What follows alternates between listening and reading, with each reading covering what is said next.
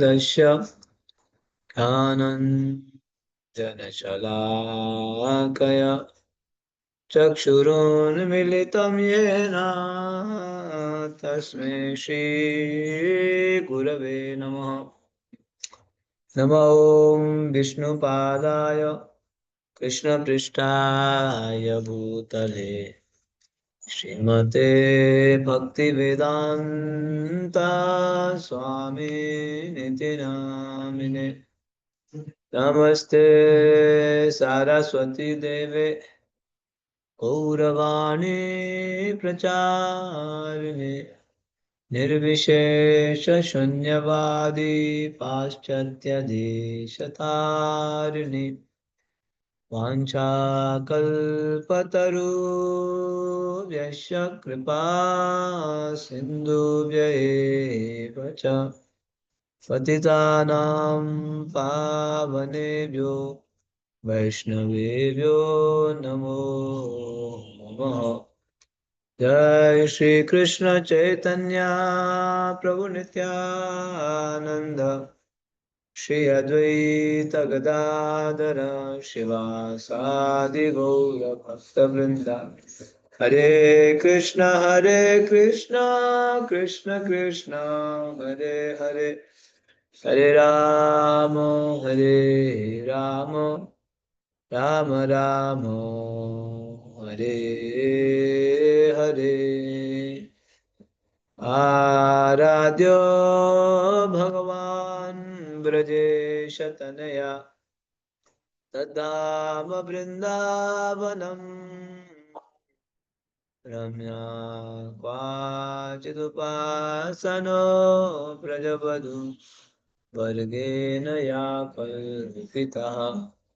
श्रीमद्भागवतं प्रमाणममलं प्रेमापुमार्थो महान् श्रीचैतन्यमदविदं तत्रादरो नापरः।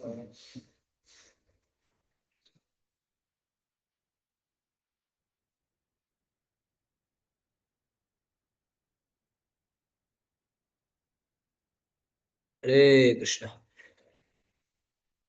तो आप सभी वैष्णव भक्तों का हार्दिक स्वागत है। ये तृतीय दिवसीय ब्रजमंडल 84 कोर्स परिक्रमा में आप सभी लोग परिक्रमा में चल रहे हैं। वृंदावन धाम की चेतना को बनाते हुए, कृष्ण भावना भावित चेतना को बनाते हुए हम लोग वृंदावन धाम में चल रहे हैं। ब्रज 84 कोर्स, जैसे कल आपको बताया था ना, पूरे 84 कोर्स को भी वृंदावन बोलते हैं। पूरे जो वृंदावन के 84 कोर्स है उसको भी क्या बोलते हैं? वृंदावन। वृंदावन बोलते हैं ना। दो वृंदावन कल आपको बताया था, एक है ब्रज वाला वृंदावन और दूसरा पूरे संपूर्ण 84 कोर्स, इसको भी वृंदावन बोलते हैं। इस ब्रज 84 कोर्स की हम लोग परिक्रमा कर रहे हैं। इस परिक्रमा में आप सभी का स्वागत है, मानसिक परिक्रमा। हम लोग कहाँ पहुंचे हैं याद है? आज कल रात को कहाँ रुके थे आप? प्रभु जी मथुरा में। मथुरा मथुरा मथुरा। यस, मथुरा में रुके थे। तो मथुरा में हम कल ही पहुंचे, वृंदावन और मथुरा बॉर्डर को पार करते हुए और मथुरा में रुके थे। मथुरा में कल हमने दर्शन भी किया था, जन्मभूमि है ना, कृष्ण जन्मभूमि का हमने दर्शन भी किया। तो कल पूरा दिन उसी में बीत गया। तो आज का दिन, वैसे फिजिकल परिक्रमा सुबह शुरू हो जाती है, हमारी परिक्रमा शाम को शुरू होती है। यही अंतर है ना, वो लोग सुबह करते हैं और हम लोग शाम को करते हैं। क्या करेंगे, थोड़ा बहुत तो अंतर करना पड़ेगा, सुबह थोड़ा समय नहीं हो पाता है, तो इसलिए हम लोग मानसिक रूप से शाम को कर रहे हैं। तो हम लोग कल मथुरा में रुके थे। मथुरा में हमने जन्मभूमि का दर्शन किया। जन्मभूमि में वहाँ केशव देव का दर्शन किया। और वृंदावन से आते वक्त हम लोगों ने भाद्रोण बिहारी का दर्शन किया, अक्रूर घाट का दर्शन किया, ब्रेकफास्ट पाए, फिर अपने स्कूल में जाके रुक गए। फिर दूसरे दिन हम लोगों ने कल का दिन हम लोगों ने वहां जाके दर्शन किया। शाम के समय जन्मभूमि का।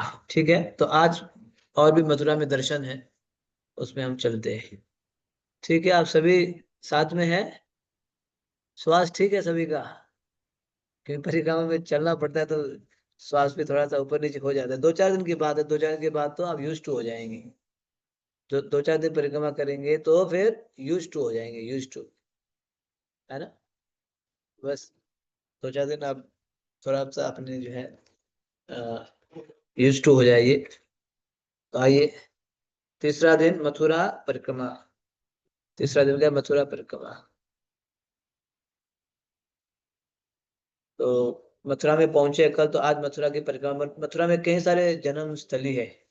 ठीक है, टाइम से शुरू करते हैं क्योंकि चैप्टर थोड़ा लंबा है, तो इसीलिए टाइम से पढ़ना अच्छा है। यस, आगे पढ़ी, ध्यान से हरे सुनिएगा सही बात। कृष्णा। हरे कृष्णा प्रभु जी, दंडवत प्रणाम। तीसरा दिन मथुरा परिक्रमा। प्रातः 4:30 बजे हम मंगल आरती के लिए धर्मशाला के प्रांगण में एकत्र हुए। एक छोटी वेदी पर श्री श्री निताई गौर सुंदर, श्रीमती तुलसी देवी तथा शिला प्रभुपाद विराजमान हैं। भक्तों के गुरुआ अष्ट कीर्तन के अतिरिक्त चारों ओर सन्नाटा है। तो ये प्रतिदिन तुलसी कीर्तन परिक्रमा के में बाद जो है, एक मिनट, परिक्रमा में प्रत्येक दिन ये मॉर्निंग प्रोग्राम होता है। एवरीडे, कहीं पे भी, कितने भी घोर जंगल में क्यों ना हो, एवरीडे क्या होगा, मॉर्निंग प्रोग्राम होता है। तो ठीक 4:30 बजे, जितना भी ठंडी हो, कहीं पे भी हो, लाइट ना हो, फिर भी वहाँ जो है क्या करेंगे, मॉर्निंग प्रोग्राम। लाइट तो व्यवस्था करते हैं, जनरेटर चला देते हैं। तो 4:30 बजे मंगला आरती शुरू हो गया है। मंगला आरती में छोटा सा टेबल रहता है, फोल्डिंग टेबल। और फोल्डिंग टेबल के ऊपर गौनीता को रखते हैं, प्रभुपाद जी को रखते हैं, गुरु परंपरा को रखते हैं। फिर मंगला आरती, नरसिंह आरती, तुलसी आरती, ये संपूर्ण आरती करते हैं। ठीक है, तो ये मंगला आरती आज सुबह हम लोगों ने मंगला आरती से प्रारंभ किया। और मंगला आरती से करके हम आगे बढ़ेंगे। लकी ब्रो, आपका कुछ है? मेरे थोड़े क्वेश्चन है। प्रभु जी, एक छोटा सा क्वेश्चन था। तो भक्तों का रुकने की व्यवस्था क्या होती है प्रभु जी? कि एक हम आश्रम में रुकते हैं कि या फिर पूरे हॉल? ये मतलब अधिकतर टेंट रहता है, टेंट अपना हमारा खुद का टेंट है, टेंट में रहते हैं। कभी कभार स्कूल में रहने को मिलता है। अधिकतर हमारा खुद का टेंट रहता है, फोल्डिंग वाला टेंट। 2 सेट रहता है, एक सेट लगा देते हैं, वहां रहते हैं, फिर नेक्स्ट डे दूसरा लगा देते हैं, फिर इसको निकाल के ले जाते हैं। सिर्फ 2 सेट टेंट रहता है। ठीक है, टेंट में कभी कभार स्कूल में होता है, वेरी रेयर। ठीक है, ओके, आगे बढ़िए। प्रतिदिन तुलसी कीर्तन के बाद हम पवित्र धाम के प्रति 10 अपराध सुनते हैं। तीर्थ यात्रा का अधिकाधिक लाभ लेने के लिए परिक्रमा के दौरान इन अपराधों से बचना आवश्यक है। निर्देश पुस्तिका में दी गई अपराधों की सूची के नीचे पद यात्रा व्यवस्थापकों ने एक प्रार्थना दी है। हे भगवान, दिन रात हमसे हजारों अपराध होते हैं, कृपया हमें अपना दास मानकर क्षमा करें। या प्रत्येक जैसे नाम अपराध होता है, वैसे ही जो है 10-10 अपराध है ना, धाम अपराध भी होता है। 10 धाम अपराध आपको यहाँ पे आएगा, कहीं पे यहाँ पे लिखा हुआ आपको मिलेगा। धाम में जो किस प्रकार से 10 धाम अपराध, जैसे हम प्रत्येक दिन 10 नाम अपराध पढ़ते हैं ना, तो ब्रजमंडल में प्रत्येक दिन 10 धाम अपराध भी पढ़ते हैं। 10 धाम, 10 प्रकार के धाम अपराध। तो यहाँ क्या स्तुति है, हे भगवान, दिन रात हमसे हजारों अपराध होते हैं, कृपया हमें अपना दास मानकर क्षमा करे। दिन रात अपराध कृपया हमें जो है दास मान के क्षमा की। इस प्रकार से 10 धाम अपराध को भी पढ़ के भक्तों को सतर्क किया जाता है, क्योंकि धाम में जाके हमें हमसे अपराध ना हो, है ना। पुण्य से भी ज्यादा पता चला पाप हो रहा है, तो इसलिए सावधानी पूर्वक परिक्रमा करने के लिए 10 धाम अपराध प्रत्येक दिन पढ़ के सुनाते हैं। कोई पेज नंबर पूछ रहे हैं? पेज नंबर हमारी इस पुस्तक में तो 44 है, आपका भी सेम होगा। सभी का 44 है, पेज नंबर 44 है, 44 में आगे पढ़िए। यस प्रभु जी। निकलते समय गंतव्य तक दूरी, मार्ग में आने वाले प्रमुख स्थल और खोया पाया विभाग की घोषणाएं की गई। हिंदी में की गई घोषणाओं का रूसी, अंग्रेजी और बंगाली भाषा में अनुवाद हुआ। तो ये भी होता है, जैसे कई सारे लोगों की कहीं एक जो है परिक्रम एक महीना गामछा छूट जाता है, किसी का जो है टॉयलेट किट छूट जाता है, किसी का कुछ छूट जाता है। इतने सारे लोग हैं, 1500 लोग हैं, तो पीछे से एक टीम उधर सबको उठा के लेके आते हैं। तो जहाँ पहुंचते हैं ना वहां जाके जो है एकत्र रख देते हैं, वहां जाके ढूंढो। हो सकता है अगर आपकी जो है भाग्य अच्छा है तो फिर वहां मिल जाएगा। खोया पाया विभाग, वो जो है आपको ढूंढ के उठा के पीछे से लेके रख देते हैं, क्योंकि भूल जाते हैं ना कभी कभी, कहीं कपड़े सुखाया हुआ है तो वहां से भूल जाते हैं, कभी इधर से भूल जाते हैं, तो ये होता है। तो फिर ये उठा के लाके आपको पहुंचा देते हैं। यस, ये सारे चारों भाषाओं में इसको अनुवाद किया जाता है। नेक्स्ट। एक परिक्रमा व्यवस्थापक ने आज की परिक्रमा के विषय में संक्षिप्त जानकारी दी। मथुरा की 14 किलोमीटर लंबी परिक्रमा हमें अनेक पवित्र स्थलों पर ले जाएगी, इसलिए थोड़ी तपस्या के लिए तैयार हो जाइए। जब उन्होंने कहा कि हम 1 बजे तक लौट आएंगे, ये सुनकर एक अनुभवी भक्त फुसफुसाया, पहली बार परिक्रमा में आने वाले लोग इनकी बात पर विश्वास करेंगे। मैं मुस्कुराने लगा। इस प्रकार से भी बातें हो रही है कि आज जो है, आज आज रहना मथुरा में ही है, लेकिन परिक्रमा करके आ जाएंगे, मतलब दर्शन करके आ जाएंगे। आज क्या रहना वहीं पे, जहाँ पे पहुंचे थे कल वहीं पे रहना है, लेकिन क्या करेंगे, दर्शन करके वापस आ जाएंगे, है ना। तो इसीलिए एक भक्त ने बोला कि आज तो हम 1 बजे तो वापस आ जाएंगे। तो दूसरे वक्त बोलने लगे, पहली बार परिक्रमा में आने वाले लोग ही इनकी बात पर विश्वास करेंगे, और कोई विश्वास नहीं, जो पहली बार आए वही विश्वास करेंगे। इस प्रकार से बोल रहे हैं ना, क्योंकि कभी टाइम पे पहुंचते ही नहीं है परिक्रमा।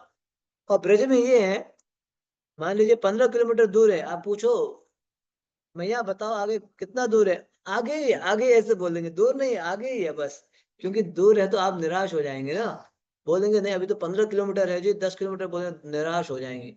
यार बस आगे ही है। आप आगे चलते जाते हो, चलते जाते हो, 2-3 घंटा चलना पड़ता है, ऐसा होता है। तो इसीलिए जो है आज मथुरा में ही रहेंगे, लेकिन मथुरा के अंदर दर्शन करेंगे। यस।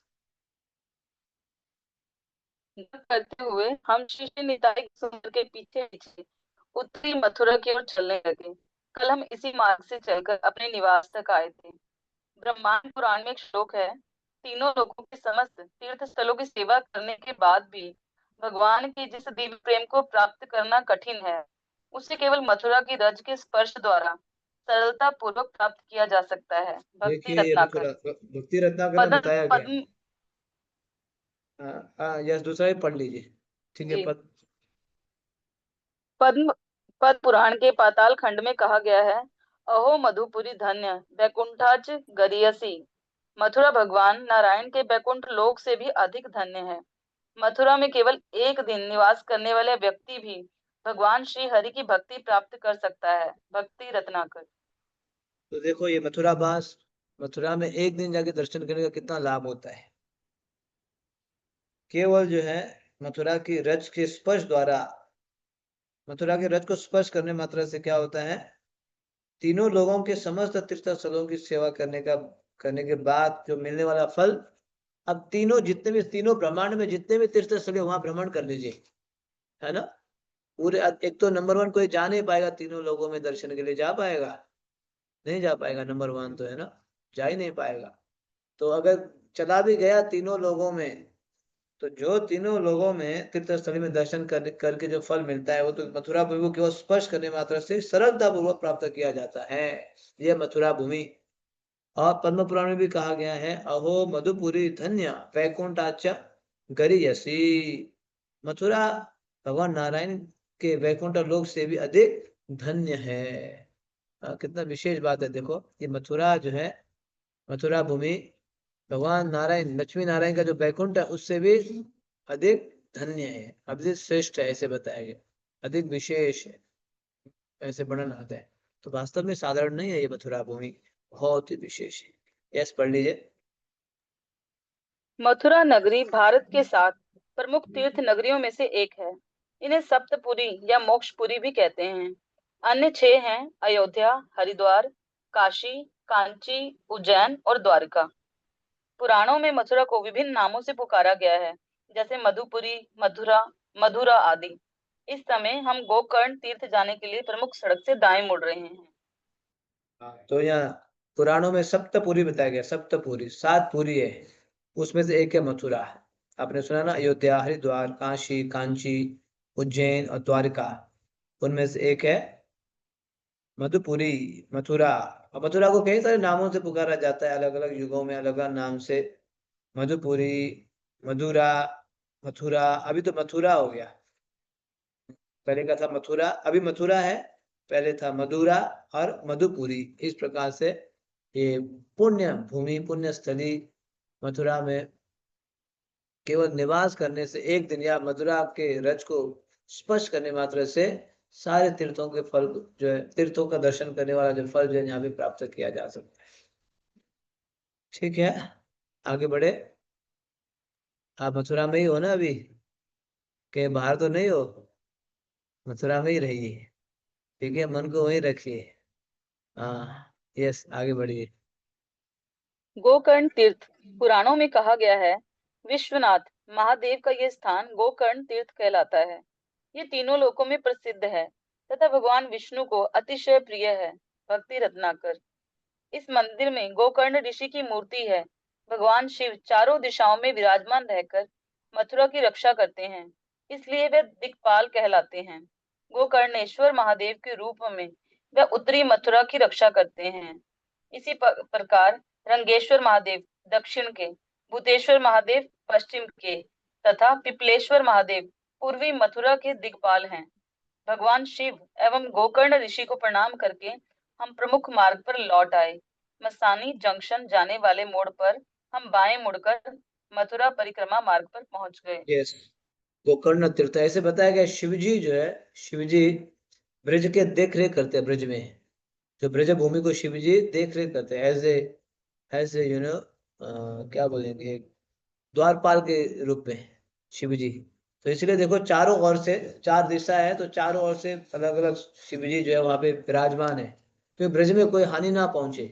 ब्रज में कई सारे असुर आते रहते थे ना, कंस आदि द्वारा असुर भेजते रहते थे, तो इसीलिए यहाँ पे जो है ब्रज में शिव जी स्वयं आज भी विराजमान है और वहां से क्या करते हैं, ब्रज को देख रेख करते हैं।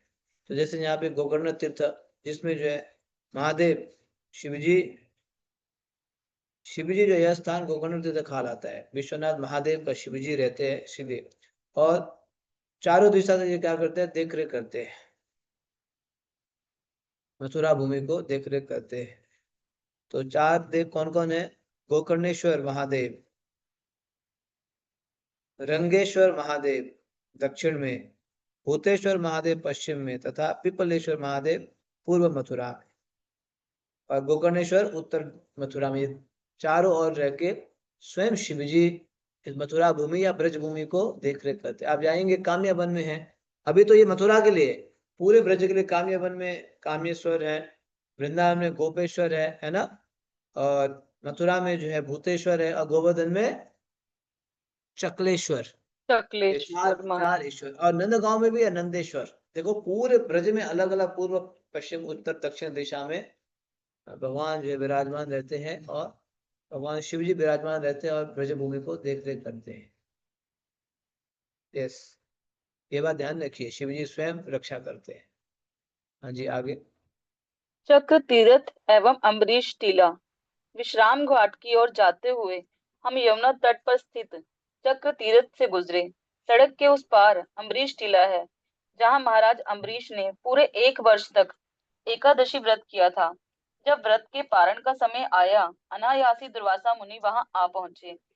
आतिथ्य धर्म के अनुसार यजमान को चाहिए कि वे अपने अतिथि को भोजन खिलाकर ही स्वयं भोजन करें, परंतु पारण के समय ही दुर्वासा मुनि यमुना में स्नान करने चले गए। ब्राह्मणों से विचार विमर्श करके अम्बरीश महाराज ने थोड़ा जल पीने का निश्चय किया, क्योंकि जल पीना कुछ खाने या कुछ ना खाने दोनों के बराबर है। लौटने पर दुर्वासा मुनि ने देखा कि राजा ने शिष्टाचार नियम का उल्लंघन किया है। क्रोधवश उन्होंने अपनी एक जटा उखाड़ी और उसे भूमि पर दे पटका।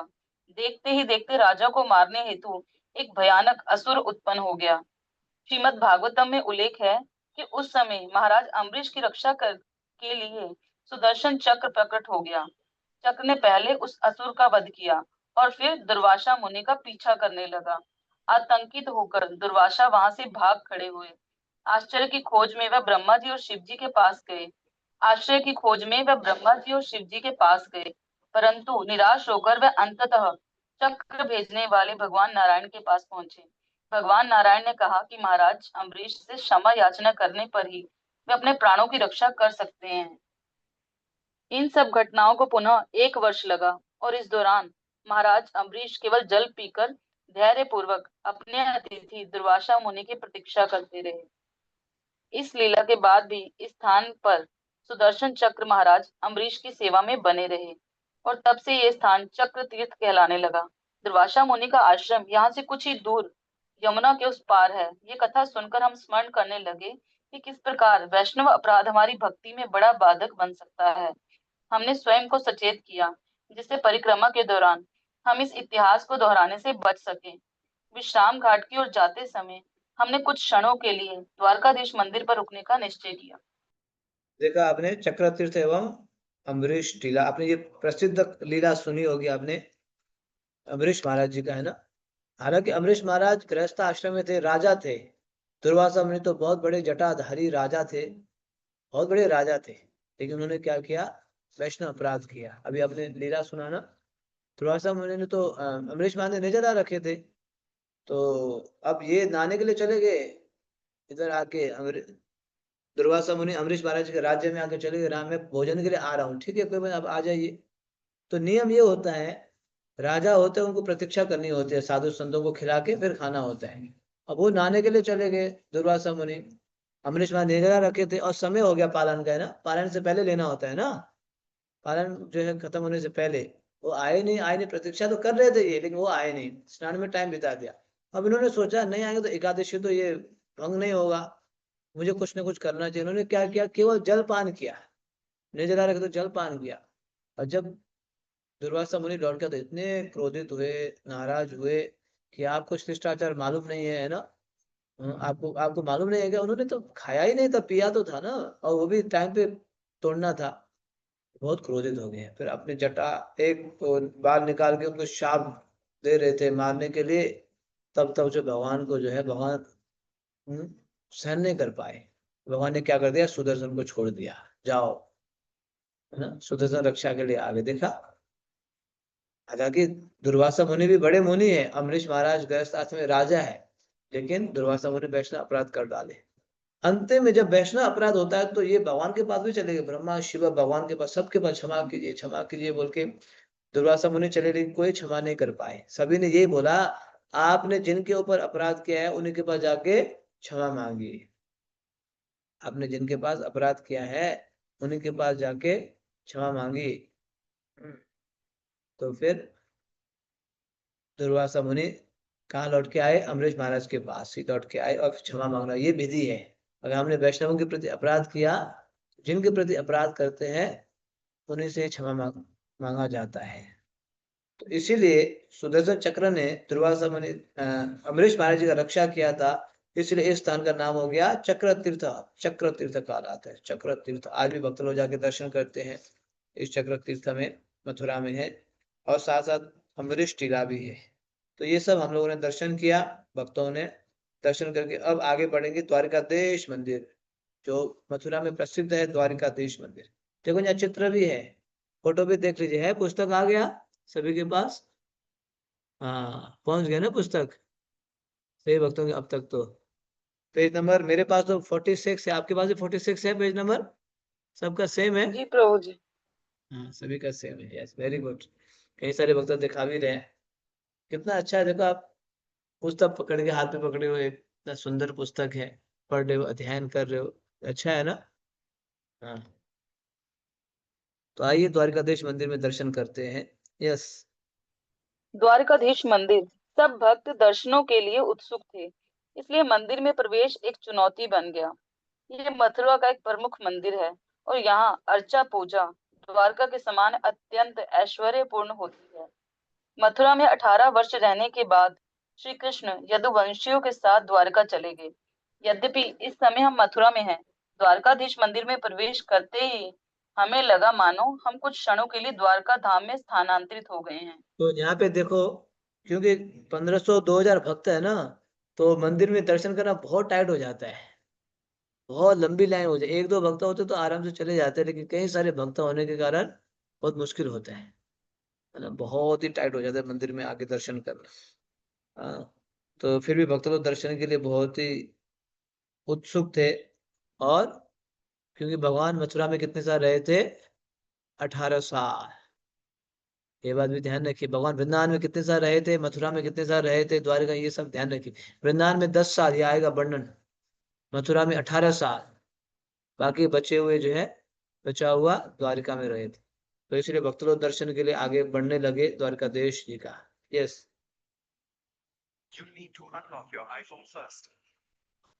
वहां से निकलकर हम पुनः सड़क पर आए। शहर की चहल पहल बढ़ रही है। ठेले वाले अपना सामान बेचने के लिए आवाज लगाकर राहगीरों को पुकार रहे हैं। चाय की दुकानों पर पुरुषों की भीड़ जमा है और कार एवं अन्य वाहन अपने सामने चल रही बैलगाड़ियों, ठेले वालों, रिक्शाओं एवं पथिकों को हटाने के लिए भोंपू बजा रहे हैं। हमारा कीर्तन धीमा परंतु उत्साहपूर्ण है। विश्राम घाट की ओर जाने वाली सड़क पर चलते हुए हम प्रातःकालीन राग में हरे कृष्णा महामंत्र का कीर्तन कर रहे हैं। हरे कृष्ण कृष्ण कृष्ण हरे हरे, हरे राम राम राम हरे हरे। तो ये सभी दृश्य आपको देखने को मिलेगा परिक्रमा में। कहीं जगह तो ठेले वाले हैं, तो कहीं चाय वाले हैं, तो कहीं है ना रिक्शे वाले, क्योंकि चलना पड़ता है अलग अलग, कहीं जंगल में है तो कभी रोड में है तो कभी मंदिर के आसपास तो कभी यमुना के तट के आसपास, ये सब स्थान पे चलना पड़ता है। बहुत ही आनंद आता है। और स्पेशली प्रातःकालीन सुबह सुबह होता है तो भक्त लोग कीर्तन करते हुए, है ना, हरे कृष्ण कृष्ण कृष्ण हरे हरे, हरे राम राम राम हरे हरे, इस प्रकार से कीर्तन करते हुए। और कुछ भक्त कीर्तन करते हैं, अधिकतर भक्त जप भी करते हैं पीछे से ना, जप माला भी करते हैं। हाँ जी, जप माला करते हुए आगे बढ़ते हैं। तो हम लोग भी कीर्तन करते हुए, कोई कोई भक्त जप करते हुए आगे बढ़ रहे हैं। यस। कीर्तन परिक्रमा का एक अभिन्न अंग है। हरे नाम संकीर्तन के बिना परिक्रमा अधूरी है। इतना ही नहीं, परिक्रमा हमें हरे कृष्ण कीर्तन से आसक्त होने में सहायता करती है और यही इसका लक्ष्य भी है। शूरसेन दास की अगुवाई में मायापुर तथा बांग्लादेश से आए हमारे कीर्तनकार सामान्यतः सुबह से लेकर नाश्ते के समय तक कीर्तन करते हैं। नाश्ते के बाद विश्व के विभिन्न भागों से आए भक्त बारी बारी से कीर्तन करते हैं। बीच बीच में माताएं जुलूस के पीछे अपना अलग दल बनाकर कीर्तन करती हैं। प्रमुख कीर्तन दल में 2 मृदंग, 4-5 करताल और 1-2 वाम्पर हैं। प्रमुख कीर्तनिया की ध्वनि को दूर तक पहुंचाने के लिए हमारे पास एक छोटा साउंड सिस्टम है। ये सिस्टम ठेला रिक्शा पर रखा है और पहाड़ी आदि स्थानों को छोड़कर प्रायः हर स्थान पर हमारे साथ जाता है। शीघ्र ही हम विश्राम घाट पहुंच गए। तो ये परिक्रमा में जो है कीर्तन मुख्य होता है। जब भी चलते हैं ना, कीर्तन नहीं रुकते। पता है कीर्तन किसमें करते हैं? एक साइकिल होता है, साइकिल। साइकिल में जो है, क्या बोलते हैं वो, लाउड स्पीकर बांधते हैं, है ना, लंबा सा जो लाउड स्पीकर बांधते हैं और उसमें चलता है। अब क्योंकि साइकिल इसीलिए है क्योंकि कभी कभी खेतों से भी जाना पड़ता है ना। खेत होता है, जो खेत में जो रास्ता होता है, क्या बोलते हैं, जो खेत में चलने के लिए लाइन बना हुआ है, उसमें से भी चलना पड़ता है, क्योंकि जंगल जंगल में जाना पड़ता है। अब घोड़ा गाड़ी लेंगे तो कहाँ चल पाएंगे, गाड़ी तो खेतों में तो नहीं चल पाएगा ना। तो इसीलिए रिक्शा में बढ़िया से बांध देते हैं। साइड में बैटरी होता है, बैटरी। आज भी ये सिस्टम रहता है, शायद फोटो आएगा कहीं पे ना, ये फोटो आएगा तो आप देख लेना। बहुत ही नेचुरल है, बहुत ही नेचुरल, देखने में बहुत अच्छा लगता है। और वो जो जो लाउड स्पीकर जो है, बहुत ही तेजी से सुनाई देता है दूर तक। तो जब तक चलते हैं, हाँ, तो जब तक चलते हैं तो ठीक है, उसके जब चलने के बाद क्या करते हैं, उसको चार्जिंग में लगा देते हैं। तो और स्पेशली मायापुर से भक्त आते हैं, बंगाल से कीर्तन के लिए, बहुत ही एक्सपर्ट, वैष्णव भजन बहुत बढ़िया गाते हैं। उदिलो अरुण पूरब भागे, आगे जी आगे। हैं? आएगा, रिजामणि गौरा मानी जागे, ऐसे कभी गाते हैं तो बहुत ही सुंदर लगता है। तो परिक्रमा में मुख्य रूप से क्या होता है, कीर्तन। कीर्तन के बिना आगे बढ़ते ही नहीं है, कीर्तन करके ही आगे बढ़ते हैं। यस। अब हम लोग जो है इस प्रकार से द्वारकाधीश का दर्शन करके आगे हम लोग यात्रा आगे बढ़ रही है मेरी क्लास। कीर्तन द्वारा। विश्राम घाट। यस प्रभु। विश्राम घाट मथुरा अर्धचंद्राकार रूप में है। इसके किनारों पर 25 घाट हैं। विश्राम घाट अथवा विश्रांति तीर्थ के दोनों ओर 12-12 स्कंद पुराण के मथुरा खंड में कहा गया है। प्रसिद्ध तीर्थ श्री विश्रांति मथुरा में स्थित है। इस स्थान की यात्रा करके यात्री शाश्वत विश्राम प्राप्त करता है। यहाँ स्नान एवं भगवान अच्युत की पूजा करके व्यक्ति अमृतत्व प्राप्त करता है और सहज ही भौतिक जगत के समस्त दुखों से मुक्त हो जाता है। भक्ति रत्नाकर। विश्राम घाट में देखिए, विश्राम घाट जो अर्धचंद्रकार के अर्धचंद्र जैसे यू शेप होता है ना, यू शेप अर्धचंद्र में है। और विश्राम घाट में कितने घाट है? वहां पे किनारों पे 25 घाट है। 25 घाट, अलग अलग नाम से 25 घाट है। विश्राम घाट जो है भक्ति रत्नाकर में लिखते हैं, विश्राम घाट कहाँ पे स्थित है? प्रसिद्ध तीर्थ श्री विश्रांति मथुरा में स्थित है। यहाँ स्नान एवं भगवान अच्युत की पूजा करके व्यक्ति अमरत्व प्राप्त करता है। अमरत्व है ना, अमरत्व जैसे अमर बन जाता है यहाँ स्नान करके विश्राम घाट पे। तो अभी यहाँ पे आएगा, देखो परिक्रमा के देवान में भी स्नान करते हैं, संकल्प लेते हैं, यहाँ स्नान से शुरू करते हैं, अंतिम में भी यहीं आके स्नान करेंगे। देखा, मतलब ब्रजमंडल परिक्रमा करना मतलब आप बेड़ा पार हो गया आपका। एक बार परिक्रमा कर देखो ना, मथुरा में जो है कार्तिक में मथुरा में प्रवेश करना कितना विशेष बताया गया। विश्राम घाट में जाके स्नान करना क्या क्या बताया गया है। जन्मभूमि का दर्शन करना है ना, कार्तिक में परिक्रमा करना मतलब बेड़ा पार। तो जो लोग चल पाते हैं विशेष बात है। यस, आगे बढ़िए। विश्राम का अर्थ है आराम करना। कंस का वध करके श्री कृष्ण ने और हिरण्याकश को पराजित करके भगवान वरा ने यहाँ विश्राम किया था। वरा देव को धरणीधर भी कहा जाता है क्योंकि उन्होंने धरती को अपने नुकीले दांतों पर धारण किया था। उन्होंने धरती को अपने नथुनों पर रखकर मथुरा में विश्राम किया और दिखाया कि मथुरा इस धरती का अंग नहीं वरन पूर्णतः आध्यात्मिक है। पवित्र धाम के प्रति छठा अपराध उसे किसी भौगोलिक देश या क्षेत्र का हिस्सा मानना है। वरादेव मथुरा की आध्यात्मिक स्थिति को सिद्ध करते हैं। वस्तुतः जब धरती गर्भोदक सागर के तल में जा गिरी थी तब भी मथुरा धाम नहीं गिरा था। धरती क्या, संपूर्ण भौतिक सृष्टि में प्रलय होने पर भी धाम यथावत बना रहता है। तो ये विशेष बात है। विश्राम घाट मतलब रेस्ट करना, रेस्ट, विश्राम मतलब रेस्ट है ना।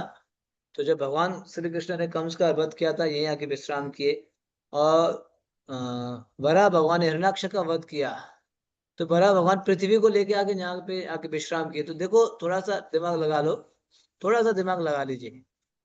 वरा भगवान ने आपने भी उसमें देखा ना, क्या बोलते हैं, महाअवतार नरसिंह है ना। महाअवतार नरसिंह में आपने देखा ना, ये वाला एपिसोड भी है। वहां पे बड़ा भगवान जो है हिरण्यकश्यप वध करते हैं। तो देखो, जब बड़ा भगवान ने वध किया और उसने हिरण्याक्ष ने क्या किया था, पृथ्वी को जल के अंदर छुपाया था, है ना। तो भगवान ने उसको अपने दांतों में लेके आके उस पृथ्वी के साथ वृंदावन में आके विश्राम किए। पृथ्वी के साथ भगवान ने, क्योंकि अभी हिरण्याक्ष का वध किया तो भगवान थोड़ा सा रेस्ट करना चाह रहे थे, तो भगवान पृथ्वी को लेके अपनी पृथ्वी के साथ कहाँ पे आके विश्राम किए, वृंदावन में। इससे क्या सिद्ध होता है, वृंदावन धाम पृथ्वी के अंदर नहीं आता है। आप समझ पा रहे बात को? वृंदावन धाम जो है इस पृथ्वी के अंदर नहीं, अगर आता तो कैसे पृथ्वी को लेके विश्राम करते? आप समझ पा रहे बात को? बात को समझ पाए? आपको बार बार हम लोग बोलते हैं ना, मतलब शास्त्र में पढ़ने को मिलता है कि वृंदावन जो है इस पृथ्वी के अंदर नहीं है, ये प्रमाण है। आप बार बार सुनते हैं ना, सुनते हैं नहीं सुनते हैं? वृंदावन जो है इस पृथ्वी के अंदर नहीं है बोल के बार बार सुनते हैं। कई सारे भक्त आपको बोलते हैं ना, आपको सुनने को मिलता है। तो क्या प्रमाण है? यही प्रमाण है। ये तो प्रमाण है। जब बरादेव ने पृथ्वी के साथ, पृथ्वी को लेके आके पृथ्वी के साथ वृंदावन में जाके विश्राम किया, मतलब वृंदावन जो है पृथ्वी के अंदर नहीं है, वृंदावन दिव्य है, चिन्मय है। समझ पाया बात को? हाँ, ये विश्राम घाट। यस, आगे बढ़िए। हम धाम के चिन्मय स्वभाव का चिंतन करते हुए यमुना को निहारने लगे। यमुना का जल कृष्ण के रंग जैसा श्यामल है। इसलिए उसे कृष्णा भी कहते हैं। वह सूर्य देव की पुत्री तथा यमराज की बहन है। भगवान की द्वारका लीलाओं में यमुना श्री कृष्ण की 8 प्रमुख रानियों में से एक है। वह है कालिंदी। गर्ग संहिता के चौथे स्कंद के 4 अध्याय केवल यमुना जी का यश गाते हैं। उन्होंने उन्हीं अध्यायों में विख्यात यमुना सहस्त्र नाम का भी वर्णन है। कालिंदिरा कुले केली कदम्बेरा बाना रतने कालिंदिरा कुले केरी कदम्बेरा बना। कालिंदी मतलब यमुना का और दूसरा नाम है ना, कालिंदी। कालिंदी बोल के बताया गया है। तो ये अभी मैं पढ़ के यहाँ पे आश्चर्यचकित लगा कि गर्गा संहिता के 4 अध्याय में केवल यमुना मैया के बारे में बताया गया है। 4 अध्याय, पूर्ण 4 अध्याय में यमुना मैया के बारे में वर्णन आया है। देखा कितना विशेष है। 8 पटरानी में से एक है और सूर्य देव की पुत्री है, इसलिए उनका नाम है एक कृष्णा। पता है उनके भाई का नाम कौन है? यमराज। इसलिए बोलते हैं यमा और यमी, यम यमी। तो भाई दूज में ये लोग वहां पे यमराज ने इनको वरदान दिया है यमुना मैया को कि भैया दूज में आके कोई भी स्नान करेगा तुम्हारे जल में तो उसको जो है कभी भी यमदूत स्पर्श नहीं करेंगे। ये वरदान दिया है। तो इसीलिए ये अवसर मिले तो जरूर आप स्नान कर सकते हैं वहाँ, ब्रदर सिस्टर्स टुगेदर, है ना। ये भी तो ये यमुना जी को यहाँ देखो सभी ने विश्राम घाट में दर्शन किया और सभी भक्त स्नान भी करेंगे। अभी स्नान करके परिक्रमा आगे बढ़ाएंगे। यस। विश्राम घाट यमुना देवी की पूजा कर रहे भक्तों से भरा है। नदी के रेतीले तट पर सुलगती अगरबत्तियां गड़ी हैं, जिससे पूरा वातावरण सुगंधित है। पास ही घी के दिए जल रहे हैं। नदी के पवित्र जल पर चटकीले संतरी गेंदे के फूल तथा लाल गुलाबी गुलाब की पंखुड़ियां तैर रही हैं। घाट के पास ही नौकाएं खड़ी हैं। फूल मालाओं तथा रंग बिरंगी बंधनवारों से सजी ये नौकाएं तीर्थ यात्रियों को नदी के बीच अथवा पूजा के लिए उस पार ले जाने की प्रतीक्षा में तैयार हैं। तो देखा आपने अब विश्राम घाट में ये सब दृश्य देखने को मिलता है। कई सारे लोग वहां पे आके जो है अ, फूल माला इत्यादि बेचते हैं यमुना मैया के यमुना आरती के लिए। ठीक है, ये सब विश्राम घाट में देखने को मिलता है। यस। 50 में है ना, कोई पेज नंबर पूछ रहा है, मैं पेज नंबर 50 में टॉप में। यस। अपनी अपनी वृंदावन यात्रा के समय श्री चैतन्य महाप्रभु सर्वप्रथम मथुरा आए और कृष्ण जन्मभूमि जाने से पहले यहाँ स्नान किया। तत्पश्चात ब्रज परिक्रमा पर जाने से पूर्व उन्होंने यमुना के अन्य 24 घाटों पर स्नान किया और जिस परिक्रमा पर आज हम निकले हैं 9 अक्टूबर 1932 को स्थान से शिला भक्ति सिद्धांत सरस्वती ठाकुर ने ब्रजमंडल परिक्रमा आरंभ की थी। श्री भगवान एवं उनके प्रतिनिधियों के चरण चिन्हों का अनुगमन करते हुए हम अधिकृत तौर पर विश्राम घाट को अपनी परिक्रमा का आरंभिक बिंदु मानते हैं। देखिए ये विशेष बात है कि इसलिए यहाँ पे स्नान करके प्रारंभ करते हैं, एंड भी यहीं पे करेंगे परिक्रमा। यहीं पे आके स्नान करके एंड करेंगे, क्योंकि जब तीर्थ स्थली जाते हैं ना तो स्नान करके संकल्प करके, हालांकि हमने वृंदावन से शुरू किया है फिर भी विश्राम घाट प्राचीन है। स्वयं चैतन्य महाप्रभु यहाँ पे आए थे।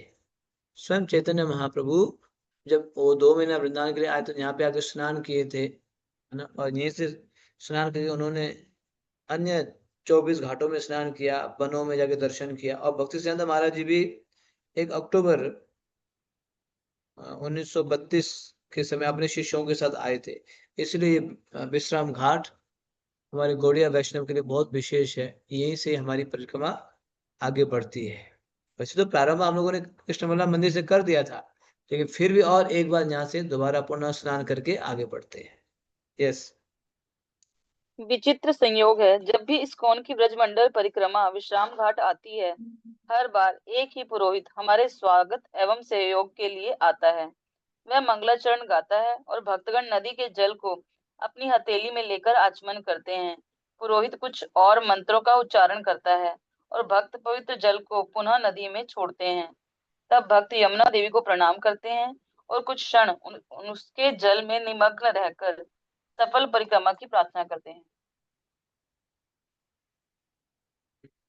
तो कई सारे भक्त ऐसे भी होते हैं, कहीं पे भी नदी या कुंड या सरोवर देखेंगे तुरंत स्नान करेंगे, मतलब गामछा साथ में लेके चलते हैं, हर कुंड में स्नान करके ही छोड़ेंगे, हर कुंड में। हालांकि परिक्रमा वाले हर कुंड में स्नान के लिए नहीं बोलते हैं, लेकिन कुछ कुछ भक्त उसका लाभ उठाते हैं ना, तुरंत जाके 3 डुबकी लगाएंगे, फट से निकल जाएंगे। तिलक भी साथ में रखते हैं, तिलक लगा लेंगे, कोई कोई तो ब्रजरज लगा देते हैं माथे में ना, ब्रजरज लगा के आगे बढ़ जाते हैं। तो यहाँ पे भी जो है संकल्प दिया अभी भक्तों ने। एक पुरोहित हर साल वही पुरोहित आते हैं, आओ फिर सभी भक्तों को हाथ में पानी जल दे के संकल्प कराते हैं, हम अपनी जो है परिक्रमा पूरा करेंगे बोल के संकल्प लिए भक्तों ने, स्नान किए। स्नान करने के बाद अब जो है मथुरा दर्शन के लिए आगे बढ़ेंगे। अब आज हम मथुरा के दर्शन कर रहे हैं, ध्यान ध्यान रखना, आज हमारी परिक्रमा मथुरा में निवास करेंगे, लेकिन आज मथुरा के अंदर जो है दर्शन करेंगे, पूरा मथुरा के अंदर जितने भी दर्शन स्थली है। अभी तो हमने कई सारे स्थलीय दर्शन कर लिया है। हम लोगों ने जो है ये गोकर्ण स्थान ये दर्शन किया, गोकर्ण तीर्थ, चक्र तीर्थ दर्शन किया, है ना। फिर द्वारिकाधीश मंदिर का दर्शन किया। अब हम विश्राम घाट में हैं, विश्राम घाट से आगे हम बढ़ेंगे यमुना यमराज मंदिर। यस। यमुना यमराज मंदिर निकट ही यमुना देवी तथा उनके भाई यमराज का मंदिर है। एक समय यमुना देवी ने यमराज को इतना उत्कृष्ट भोजन खिलाया कि यमराज प्रसन्न हो उठे। उन्होंने वचन दिया कि जो व्यक्ति यम द्वितीया भैया दूज के दिन यमुना में स्नान करेगा वह उसे दंड नहीं देंगे। गोवर्धन पूजा के अगले दिन आने वाले इस दिवस पर अनेक युवा एवं वृद्ध भाई बहन विश्राम घाट पर स्नान करने आते हैं। तो यमुना मैया ने जो है यमराज जी को भोजन खिला के प्रसन्न किया, तो भैया प्रसन्न हो गए, तो उनको वरदान दिया कि तुम्हारे इस जल में जो भी स्नान करता है, स्पेशली जो है भैया दूज के दिन, तो उसको कभी भी जो है हम नरक नहीं भेजेंगे, यमराज नहीं पकड़ेंगे, ये वरदान दिया। तो आज भी ये परंपरा चलती है ब्रज में कि भैया दूज के दिन भाई बहन जाके नहाते हैं। हाँ, तो आपको भी अवसर मिले तो जरूर आप स्नान कर लेना वृंदावन में भैया दूज के दिन। आप बगल में यहाँ दर्शन भी कर सकते हैं यमुना देवी और उनके भाई यमराज का। पेज नंबर 51 में यम यमी का दर्शन भी है, देख रहे हो। एक्चुअली यमराज ना, हम सोचते हैं यमराज, सोचते हैं हमें लगता है कि बहुत बड़े जो है असुर है, ऐसे हम सोचते हैं। नहीं, यमराज कठोर है। ऐसे नहीं है ना। हमें ऐसे लगता है यमराज, अरे भाई बाप रे बाप रे, यमराज, दूर रहो दूर रहो, यमराज से दूर रहो, ऐसे हम सोचते हैं ना यमराज का नाम लेते ही। नहीं, यमराज ऐसे नहीं, यमराज तो भगवान के 12 महाजन में से एक है, जो 12 महान भक्त है ना उसमें से एक है यमराज। भगवान के बड़े भक्त है, कोई जो है भयानक व्यक्ति नहीं है यमराज। जैसे आगे बढ़िए। पिपलेश्वर महादेव विश्राम घाट के निकट ही एक छोटे मंदिर में पिपलेश्वर महादेव विराजमान हैं। वही मथुरा की पूर्व दिशा के दिक्पाल हैं। उन्हें प्रणाम करके हम विश्राम घाट से दक्षिण पूर्वी दिशा की ओर निकल पड़े। कुछ तो देर में हम यस, कुछ देर में हम यमुना के इस छोर पर हुई अनेक ऐतिहासिक घटनाओं को सुनने के लिए ठहर गए। प्रतीत होता है कि हम श्रीमद् भागवतम और अन्य भक्तिमय ग्रंथों के पन्नों से गुजर रहे हैं। यहाँ वह स्थान है जहाँ बलि महाराज ने तपस्या तथा सूर्य देव की पूजा की थी। यहाँ से कुछ कदम चलने पर हम ध्रुव घाट पहुंचे। तो ये जो है मथुरा में ये स्थान है जहाँ जो है बलि महाराज ने तपस्या तथा सूर्य देव की पूजा की थी। बलि महाराज जानते हो ना, बलि महाराज जो बामन देव आके जो है उनसे सब कुछ ले लिए थे, तो बलि महाराज ने भी यही तपस्या की। देखो बलि महाराज और अमरीश महाराज, ये सभी मथुरा में ही थे। ध्रुव महाराज, पता है ध्रुव महाराज भी वहीं से होके जाएंगे आगे ना, मधुबन, मधुबन आएगा। ये सभी, ये देखो ध्रुव घाट आ ही गया ना अभी, ध्रुव घाट नीचे। तो ये सभी बड़े बड़े राजा जो है मथुरा जाया करते थे तपस्या करने के लिए, साधना करने के लिए। यस, आगे बढ़िए। ध्रुव घाट। यहाँ नारद मुनि ने ध्रुव महाराज को मधुबन जाकर भगवान की आराधना करने का निर्देश दिया था। कल मधुवन पहुंचकर हम विस्तार पूर्वक ये लीला सुनेंगे। इसी घाट में ही ध्रुव महाराज जी को नारद मुनि ने आदेश दिया था, आप यहाँ से कहाँ जाओ, मधुबन। मधुबन बस पास में ही है, ध्रुव घाट के पास में ही है। नारद मुनि यहीं से मिले थे ध्रुव महाराज से और आदेश भी दिए थे। ये मथुरा भूमि। यस, आगे। सप्त ऋषि मंदिर। तत्पश्चात हम ऋषि तीर्थ आए। यहाँ कश्यप, अत्रि, वशिष्ठ, विश्वामित्र, गौतम, जमदग्नि तथा भारद्वाज नामक सप्त ऋषियों का मंदिर है। यहाँ एक पहाड़ी है जिस पर प्राचीन काल में इन ऋषियों ने यज्ञ किए थे। यदि आप पहाड़ी की चोटी पर थोड़ी भूमि खोदेंगे तो आपको राख जैसी मिट्टी मिलेगी। कोमल व्रजरज हमारे पैरों को सहला रही है। तोते और कबूतर वृक्षों पर चहचहा रहे हैं। गायें विचरण कर रही हैं और उनके बछड़े हमारे निकट आ रहे हैं ताकि हम उन्हें स्नेह से थपथपाएं। इस दृश्य को देखकर भक्तों को श्री कृष्ण पुस्तक में वर्णित 5000 वर्ष पूर्व मथुरा नगरी का स्मरण हो आया। मथुरा का प्रवेश द्वार सर्वोत्कृष्ट संगमरमर का बना था और उसके दरवाजे शुद्ध सोने के। चारों ओर सुंदर बाग बगीचे थे और पूरी नगरी नहरों से घिरी थी जिससे कोई भी शत्रु सरलता पूर्वक भीतर प्रवेश ना कर सके। चौराहे सोने से सजे थे और अन्न संग्रहण के लिए तांबे और पीतल के बर्तन थे। धनाढ्य लोगों के घर एक समान दिखते थे, मानो एक अभियंता द्वारा बनाए गए हों। लोगों के घर बहुमूल्य रत्नों से सजे थे और प्रत्येक घर में फलों फूलों से लदे वृक्षों का आंगन था। श्री कृष्ण 41 41वां अध्याय। देखो, एक तो ये सप्तऋषि मंदिर जहाँ पे 7 ऋषि तपस्या किए थे टीला के ऊपर। आपने सुना ना, कश्यप, अत्रि, वशिष्ठ, विश्वामित्र, गौतम, जगद जमदग्नि तथा जमदग्नि। भरद्वाज, ये बहुत बड़े ऋषि थे। तो ये लोग भी मथुरा में ही, सप्त ऋषि वहां पे टीला है, वहां पे तपस्या किए थे। फिर उसके बाद हमारे भक्त लोग जो है दर्शन के लिए आगे बढ़ते हैं मथुरा भूमि में। मथुरा भूमि कैसा है, किस प्रकार से मथुरा की भूमि की बहुत ही कोमल है। बहुत ही कोमल भूमि में भक्त लोग जो है परिक्रमा कर रहे हैं। निर्मल है, स्वच्छ है मथुरा की भूमि। तो वहां पे कई सारे दर्शन स्थली है। यहाँ लिखा है कि मथुरा का प्रवेश द्वार सर्वोत्कृष्ट संगमरमर का बना था और उसके दरवाजे शुद्ध सोने के। ये मथुरा भूमि ऐसा था पहले। मथुरा भूमि इस प्रकार से सजा हुआ था। अभी तो रूपरेखा बदल गया है। तो इस प्रकार के मथुरा भूमि में भक्त लोग जो है दर्शन के लिए आगे बढ़ रहे हैं धीरे धीरे। और भी कई सारी लीला स्थली है मथुरा में, क्योंकि भगवान 18 साल रहे वहाँ। जन्म भी भगवान का वहीं हुआ और भगवान फिर वृंदावन से फिर आके 18 साल तो केवल मथुरा में ही रहे। तो जहाँ भगवान 18 साल रहे वहाँ कई सारी लीलाएं निश्चित रूप से हुई है। ठीक है, आगे सुनिए। यस। मथुरा में प्रवेश करते समय कृष्ण बलराम जिस मार्ग से गुजरे थे हम भी उसी से गुजर रहे हैं, इसलिए उनकी लीला का स्मरण करना सहज है। सुगंधित सड़कों से गुजरते समय यहाँ के निवासियों ने ससम्मान दोनों भाइयों का स्वागत किया था। मथुरा की स्त्रियां छतों पर चढ़कर उनके ऊपर पुष्प वर्षा वर्षा करने लगी और अपने उल्लसित हृदयों में उनका आलिंगन करने लगी। तब कृष्ण बलराम एक धोबी से मिले। जब कृष्ण बलराम ने उससे नए वस्त्र मांगे तो कंस के विश्वसनीय सेवक इस धोबी ने मना कर दिया। कृष्ण ने एक हाथ के झटके से इस दुष्ट धोबी का सिर धड़ से अलग कर दिया। तब भगवान एवं उनके मित्रों ने मनचाहे वस्त्र उठाकर पहन लिए। तो देखो, तत्पश्चात मथुरा में कई सारे, एक मिनट, मथुरा में कई सारी लीलाएं हुई है। तो भगवान जब प्रथम बार मथुरा में आए थे कृष्ण बलराम, तो कई सारे रास्तों से, मार्गों से होके, सड़कों से गुजरे थे भगवान, आगे बढ़े थे।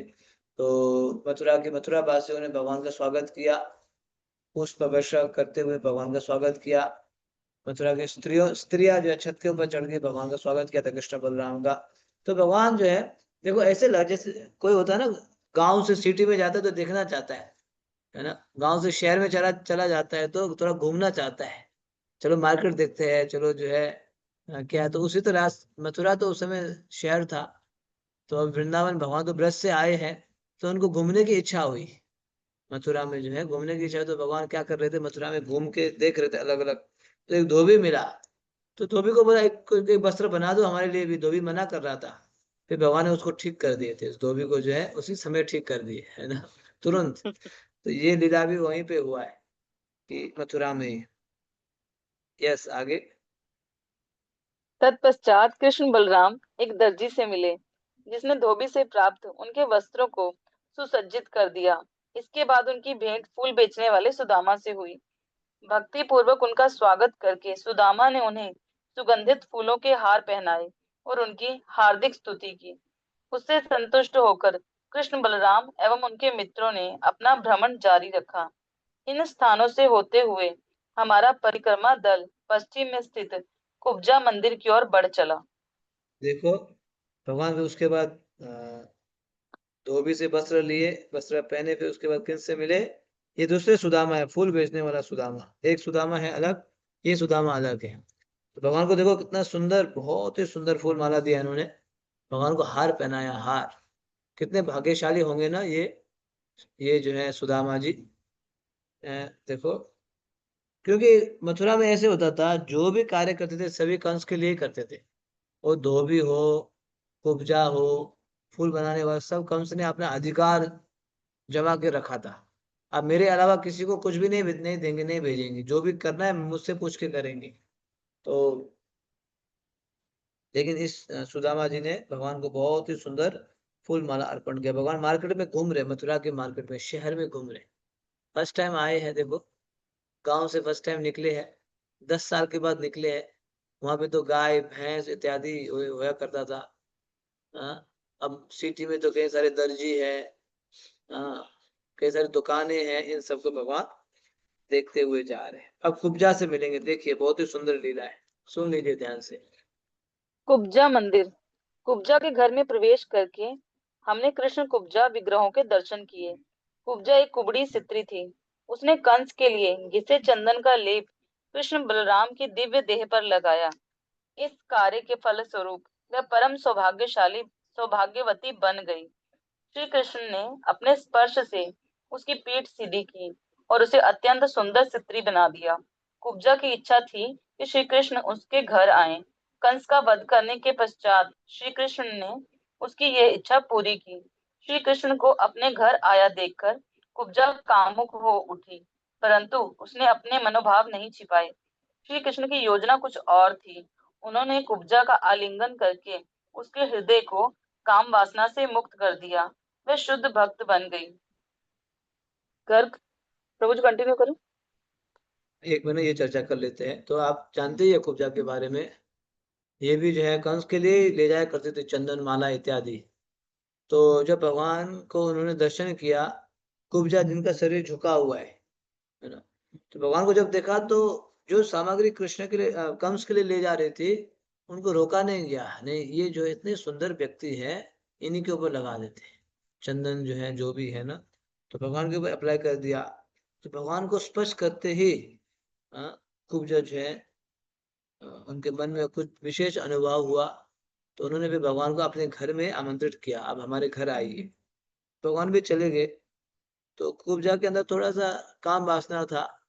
तो वासना से भगवान को आकर्षित करना चाह रहे थे, लेकिन भगवान ने उनको क्या कर दिया? शुद्ध कर दिया, कुब्जा को शुद्ध कर दिया। एक तो उनके शरीर को सीधा कर दिया, बाहर से भी ठीक कर दिया, अंदर से भी शुद्ध कर दिया। इस प्रकार से कुब्जा का भी भगवान ने उद्धार किया। यस, आगे। गर्ग संहिता में कहा गया है कि अपने पिछले जन्म में कुब्जा रावण की बहन शूर्पणखा थी। वह श्री राम को पति रूप में चाहती थी, परंतु भगवान ने एक पत्नी व्रत लिया था। जब श्री राम ने उसे ये बताया तो क्रोधित होकर उसने सीता देवी को निगलने का प्रयास किया। लक्ष्मण को तुरंत अपने तीक्ष्ण अस्त्र से उसके कान नाक काट दिए। लंका लौटकर शूर्पणखा ने रावण को सीता के विरुद्ध उकसाया। युद्ध में अपने अनेक भाइयों की मृत्यु देखकर वह निराश हो गई और पुष्कर तीर्थ में जलमग्न होकर 10,000 वर्षों तक तपस्या की। फलस्वरूप भगवान शिव प्रसन्न हो गए और उसे भावी द्वापर युग में भगवान के संग का वरदान दिया। कालांतर में अनेक लीला स्थलियां लुप्त हो गई हैं, परंतु सौभाग्य से कुब्जा का घर आज भी है, यद्यपि वह टूट फूट गया है। मथुरा में आज भी देख सकते हैं कुब्जा का घर। कुब्जा जो है आज भी कुब्जा का देख सकते हैं, वहां दर्शन कर सकते हैं। तो कुब्जा आप समझ गए ना कौन है? शूर्पणखा, रावण के बहन है ना, शूर्पणखा थी वो। तो प्रभु राम को पति के रूप में चाहती थी, तो त्रेता युग में तो प्रभु राम ने क्या संकल्प लिए थे? मर्यादा पुरुषोत्तम, मर्यादा पुरुषोत्तम राम थे। तो फिर कुब्जा ने जाके बहुत सा तपस्या किया, 10,000 साल तपस्या किया, तो भगवान शिव प्रसन्न हो गए। ठीक है, त्रेता युग में तो नहीं, वाले द्वापर युग में भगवान तुम्हारी इच्छा पूरा करेंगे। देखा, एक्चुअली त्रेता युग के कई सारे ऋषि मुनि भक्तों की इच्छा को ना भगवान ने द्वापर युग में आके पूरा किया। जैसे जैसे वो ऋषिया थे, दंडकारण्य के ऋषिया थे ना, वो भी भगवान को पति के रूप में चाहते थे। त्रेता युग में नहीं हो पाएगा। फिर द्वापर युग में गोपियां बनी, तो वहां पे पूरा किया। अभी कुब्जा भी जो है शूर्पणखा थी, उनकी भी इच्छा को द्वापर युग में आके भगवान ने पूरा किया। ये लीला भी मथुरा में ही हुआ है। तो आज भी कई सारी लीला स्थली लुप्त हो चुकी है, लेकिन आज भी ये कुब्जा का घर आप मथुरा में देख सकते हैं साक्षात। यस। रंगेश्वर महादेव मंदिर एवं रंगभूमि। पत्थर लगी संकरी गलियों से होकर परिक्रमा दल रंगेश्वर महादेव की ओर बढ़ने लगा। वे दक्षिण मथुरा के संरक्षक हैं। कहा जाता है कि कंस स्वयं रंगेश्वर महादेव की पूजा करता था। सड़क से 50 मीटर दूरी पर कंस टीला है। यहाँ रंगभूमि के अवशेष दिखाई देते हैं। रंग अर्थात मनोरंजन। एक समय यहाँ एक विशाल अखाड़ा था, जहाँ धूर्त कंस ने कृष्ण एवं बलराम का चाणूर, मुष्टिक, शल्य, कूट तथा तोशल जैसे मल्लों के साथ मल्ल युद्ध रखा था। स्पर्धा के दिन कृष्ण ने रंगभूमि के प्रवेश द्वार पर कुवलयापीड़ हाथी का वध किया और भीतर प्रवेश करके मल्लों से कुश्ती लड़ी। तो गर्ग संहिता। ये रंगेश्वर महादेव मंदिर रंगभूमि आप सभी जानते हैं, तो प्रसिद्ध है। इसके लिए तो बुलाया था कंस ने जय कृष्ण बलराम को आमंत्रण क्यों दिया था? मारने के लिए। देखा, उसकी चेतना क्या थी? मारने की, कि इनको मार देंगे यहाँ पे। तो गेट से शुरू करे मारना, जो गेट से सबसे पहले हाथी से प्रारंभ किया। गोलियापीट हाथी से प्रारंभ किया, नहीं हो पाया। फिर आगे जो है चाणू, मुष्टि, शल इत्यादि, मैंने ये सब, इनसे भगवान को, कृष्ण बलराम को मारना चाहता था कंस जो है। ये स्थान भी यहीं पे है, रंगेश्वर महादेव मंदिर के पास, रंगभूमि, रंगभूमि में है। ये भी दर्शन कर सकते हैं, वहां दर्शन करते हैं। आज हम के दिन, आज के दिन हम लोग दर्शन करते हुए आगे बढ़ेंगे। Yes, next. गर्ग संहिता के अनुसार उपरोक्त वर्णित 5 मल्ल उत्तथ्य मुनि के पुत्र थे। उच्च ब्राह्मण कुल में जन्म लेने के बाद भी उन्हें अपने शारीरिक बल पर अभिमान था। ब्राह्मण के कार्य छोड़ कुश्ती की कला सीखी कुश्ती कला सीखी। फलस्वरूप उनके पिता उन्हें भारतवर्ष में मल्ल बनकर जन्म लेने का शाप दिया। फलस्वरूप उनके पिता ने उन्हें भारतवर्ष में मल्ल बनकर जन्म लेने का शाप दिया। इस प्रकार उतथ्य मुनि के इन पुत्रों ने महिषामती के राजकुमारों के रूप में जन्म लिया। तो ये जो है, ये 5 मल्ला योद्धा जो, ये किनके पुत्र थे? वर्णित 5 मल्ला योद्धा ब्राह्मण पुत्र थे। ब्राह्मण ब्राह्मण कुल में ये जिन्होंने जन्म लिया था, तो उनको ये शाप मिल गया था। ब्राह्मण के कार्य छोड़कर उन्होंने बलि महाराज के कुश्ती की कला सीखी। देखा, ये ब्राह्मण पुत्र थे, लेकिन क्या सीखा? कुश्ती सीखा वहां पे। तो फलस्वरूप उनके पिता ने उन्हें भारतवर्ष में मल्ल बनकर जन्म लेने का शाप दिया। जाओ, आप लोग ब्राह्मण तो है, लेकिन कुश्ती में आप लोग रुचि रख रहे हो, जाओ भारतवर्ष में क्या करो? मल्ला बन के आप जन्म लो। तो इस प्रकार उतथ्य मुनि के इन पुत्रों ने महिष्मति के राजकुमार के रूप में जन्म लिया। मथुरा में महिष्मति के रूप में जन्म लिया है। ये थे उतथ्य मुनि, ब्राह्मण के पुत्र थे। शाप मिलने के कारण ये बन गए महिष्मति के पुत्र। तो वे भगवान से युद्ध किया। यस, आगे बढ़िए। जी प्रभु जी। अपने विश्व विजय अभिमान के द्वारा कंस इन पांचों से मिला और एक समझौता किया। यदि तुम मुझे जीतते हो तो मैं तुम्हारा सेवक बन जाऊंगा, किंतु यदि मैं जीता तो तुम मेरे सेवक बनोगे। प्रतियोगिता में कंस विजयी रहा और पांचों भाई उसके दास बनकर मथुरा में रहने लगे। कंस को विश्वास था कि वे पांचों कृष्ण को मार देंगे, परंतु उल्टा हुआ और वह सब कृष्ण बलराम के हाथों मारे गए। और कुछ ही देर बाद कंस को भी भगवान के कर कमलों द्वारा मृत्यु का सौभाग्य प्राप्त हुआ। संपूर्ण सृष्टि के आश्चर्य तथा अपनी नाभि से सृष्टि को प्रकट करने वाले पूर्ण पुरुषोत्तम भगवान ने एक ही प्रहार से कंस के सिर से मुकुट गिरा दिया और अपने हाथों में उसके लंबे बाल पकड़ लिए। तब वे कंस को उसके सिंहासन से घसीटते हुए अखाड़े तक लाए और पटक दिया। उसकी छाती पर चढ़कर कृष्ण बार बार अपनी मुट्ठी से प्रहार करने लगे। केवल भगवान की मुट्ठी के प्रहार से कंस के प्राण निकल गए।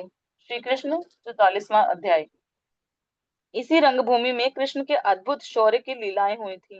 रंगभूमि में कंस वध की लीला पर एक विशाल मूर्ति प्रदर्शनी हमें स्मरण कराती है कि कोई कितना भी शक्तिशाली असुर क्यों ना हो, कृष्ण बलराम सदैव उस पर विजयी रहते हैं।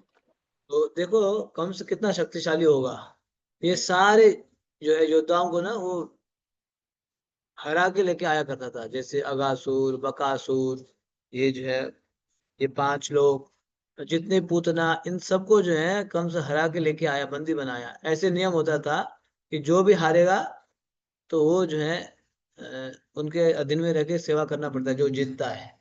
तो कंस इन सबको हरा के लेके आया था। ये सोचा जब भी जरूरत पड़ेगा मैं बुलाऊंगा। अब जरूरत पड़ा था उसको एक एक करके बुला के भेज रहा था, ब्रज में जाओ, ब्रज में जाओ, जाओ कृष्ण को ढूंढो, मारो। इसी प्रकार ये पांच मल्ल योद्धा को भी कंस ने जो है अपने अधीन में रखा था। और वो निश्चित रूप से ये सोचा था कि ये पांच लोग जो है कृष्ण बलराम को मार देंगे, छोटे से तो बच्चे हैं, मार देंगे 10-11 साल के ना, ऐसे सोचा था। लेकिन ऐसे हुआ नहीं, उल्टा हो गया। कृष्ण बलराम ने इन दोनों का वध कर दिया, और इनका ही नहीं, साथ साथ कंस का भी वध कर दिया। ये कृष्ण बलराम ने ये पांच के साथ कंस का भी वध कर दिया। इस प्रकार से ये स्थान को भी हम वहाँ दर्शन कर सकते हैं, दर्शन करते हैं मथुरा भूमि में, जहाँ पे जो है रंगेश्वर महादेव या रंगभूमि, रंगभूमि कंस का महल वहीं पे था, बड़ा महल है ना। ये भी हम लोग दर्शन करते हैं। यस, काशेश्वर गौड़िया मठ। अब सुनिए, काश गौड़िया मठ केशव महत्वपूर्ण स्थान है। सॉरी, केशव, केशव केशव जी गौड़िया मठ। केशव जी गौड़िया मठ प्रमुख मार्ग पर कुछ दूर स्थित है। केशव जी गौड़िया मठ मंदिर। इसकी स्थापना श्रील प्रभुपाद के गुरु भाई एवं संन्यास गुरु श्रील भक्ति प्रज्ञान केशव गोस्वामी महाराज ने की थी। इस्कॉन की ब्रजमंडल परिक्रमा के आरंभिक वर्षों में गौड़िया मठ के भक्त अत्यधिक अत्यधिक स्नेह पूर्वक हमारा अभिनंदन किया करते थे। पहले भक्ति प्रज्ञान केशव गोस्वामी महाराज के एक शिष्य परम पूज्य नारायण महाराज इस मंदिर की देखरेख किया करते थे। उन्होंने स्वयं अनेक ब्रजमंडल परिक्रमाओं का आयोजन किया है और उन्होंने हमारे दल को सफलता का आशीर्वाद भी दिया है। श्रील प्रभुपाद ने 1949 में यही भक्ति प्रज्ञान केशव गोस्वामी महाराज से संन्यास स्वीकार किया। नारायण महाराज ने दीक्षा यज्ञ किया और अकिंचन कृष्णदास बाबा जी महाराज श्रील प्रभुपाद के एक अन्य गुरु भाई ने मधुर कीर्तन किया। मंदिर की दीवार पर आज भी भक्ति प्रज्ञान केशव गोस्वामी महाराज के साथ खड़े श्रील प्रभुपाद का चित्र लगा है। मंदिर तो कक्ष में भगवान ये आपने आपने ये सुना होगा कि प्रभुपाद जी के गुरु महाराज तो भक्ति सिद्धांत महाराज थे, लेकिन प्रभुपाद जी ने संन्यास उनके गुरु भाई से लिए थे। संन्यास जो है श्री प्रभुपाद ने उनके गुरु भाई से लिया है। क्योंकि भक्ति सिद्धांत महाराज तो जा चुके थे, उनकी समाधि हो चुकी थी। तो उन्होंने जो उनके गुरु भाई, जो मथुरा में जिनका मंदिर, जिन्होंने मंदिर निर्माण किए थे, केशव जी गौड़िया मठ, आज भी वो स्थान है वहाँ पे। केशव जी गौड़िया मठ में श्रील प्रभुपाद ने जो संन्यास लिए थे, मथुरा में आता है। जो हमारी परिक्रमा वहाँ पे भी जाती है, हमारी टीम वहाँ पे जाके भी दर्शन करते हैं, केशव जी गौड़िया मठ को जाके दर्शन करते हैं। तो क्योंकि गुरु महाराज जाने के बाद गुरु महाराज के जो अन्य शिष्य गुरु भाइयों से भी संन्यास लिया जाता है। तो श्रील प्रभुपाद ने उनसे संन्यास लिया। दो भक्तों ने एक ही साथ संन्यास लिया। वहाँ पे नारायण महाराज थे। ये जो है भक्ति प्रज्ञान केशव महाराज के शिष्य थे, जो शिल प्रभुपाद के सन्यास गुरु थे। ये जो नारायण महाराज जी भी वहां पे उपस्थित थे, उन्होंने यज्ञ आदि भी कराए। यज्ञ में सामग्री एकत्रित करना उन्होंने किया। आगे बढ़िए। मंदिर कक्ष में भगवान की लीलाओं पर आधारित सुंदर मूर्तियां बनी हैं। वेदी पर श्री श्री राधा विनोद बिहारी के विग्रह विराजमान हैं तथा श्रीला प्रभुपाद द्वारा मठ को दान दिए गए नीम से बने महाप्रभु के विग्रह उनके निकट खड़े हैं। मथुरापुरी अनेक अद्भुत मंदिरों तथा प्राचीन विग्रहों से भरी है। यद्यपि इनमें से अधिकांश विग्रह हमारे परिक्रमा मार्ग में नहीं आते, फिर भी मैं उनमें से कुछ का वर्णन करना चाहूंगा। कोतवाली सड़क के निकट भरतपुर द्वार तथा होली गेट के बीच एक ढलवा संकरी गली से जाने पर आप श्री पद्मनाभ मंदिर में आएंगे। भगवान विष्णु के स्वयंभू विग्रह श्री पद्मनाभ काले रंग के हैं। मथुरा यात्रा के दौरान श्री चैतन्य महाप्रभु ने इनके दर्शन किए थे। पद्मनाभ मंदिर के उत्तर पश्चिम दिशा में कुछ दूरी पर घनी आबादी वाले क्षेत्र में भगवान वरा के दो मंदिर हैं। पहला श्वेत वरा का मंदिर है, जिसमें वरा देव के सफेद विग्रह हैं। इसी गली में थोड़ा ऊपर पहाड़ी पर आदि वरा मंदिर है। तो ये वही आदि जो वरा मथुरा में मार्केट है, होली गेट है, होली गेट, उसके अंदर मार्केट, ये सभी उसके आसपास है। जो आप मथुरा गए, आपने देखा होगा जन्मभूमि के सामने एक होली गेट जाता है, उस होली गेट से मार्केट के अंदर जाया जाता है। वहाँ केशव जी गौड़िया मठ है, श्वेत बरा का मंदिर है, ये सभी वहीं आसपास ही है जहाँ शिल प्रभुपाद ने संन्यास लिए थे। और शिल प्रभुपाद ने जो प्रथम विग्रह लेके आए थे कोलकाता से, चैतन्य महाप्रभु का नीम से बना हुआ, वो लाए थे झांसी में रखने के लिए, लेकिन झांसी में रख नहीं पाए, वहां सफलता नहीं हुई। तो उस विग्रह को शिल प्रभुपाद ने जहाँ संन्यास लिए थे वहां आके उन्होंने दे दिया। आज भी वो विग्रह वहां पे है, केशव जी गौड़िया मठ में। शिल प्रभुपाद को बार बार उनके गुरु महाराज सपने में आए, आके बोले आप सन्यास लो, आप सन्यास लो, सन्यास लो, है ना, ऐसे बार बार बार बार भक्ति सिद्धांत महाराज ने बोला। तो फिर शिल प्रभुपाद अपने ही गुरु भाई से उन्होंने सन्यास लिया। तो उस मंदिर के आसपास कई सारे मंदिर है, तो ये भी यहाँ पे वर्णन किया जा रहा है। यस। आदि वरा को रक्त वरा भी कहा जाता है, क्योंकि उनका रंग लाल है। इसका इतिहास बहुत लंबा है। ब्रह्मा जी अपनी नासिका से प्रकट हुए। भगवान के वरा अवतार से इतने मंत्र मुग्ध हुए कि उन्होंने एक मूर्ति बनवा ली। उन्होंने वह मूर्ति इंद्रदेव को पूजा करने के लिए दी। जब रावण ने इंद्र को पराजित किया, उस समय वह उस मूर्ति को लंका ले गया। रावण का वध करके भगवान राम उन्हें अयोध्या ले आए। जब श्री राम ने शत्रुघ्न को लवणासुर का वध करने के लिए मधुवन भेजा, उस समय उन्होंने शत्रुघ्न के संरक्षण के लिए उन्हें ये मूर्ति दी। कल मधुवन पहुंचकर हम लवणासुर के वध की कथा सुनेंगे। लवणासुर की मृत्यु के पश्चात शत्रुघ्न ने इस प्राचीन मंदिर में भगवान वरा की मूर्ति की स्थापना की। पुजारी के पास श्रील भक्ति सिद्धांत सरस्वती ठाकुर के हस्ताक्षर हैं। अपनी परिक्रमा के दौरान वे यहाँ आए थे और इस प्राचीन मूर्ति के इतिहास की पुष्टि की थी।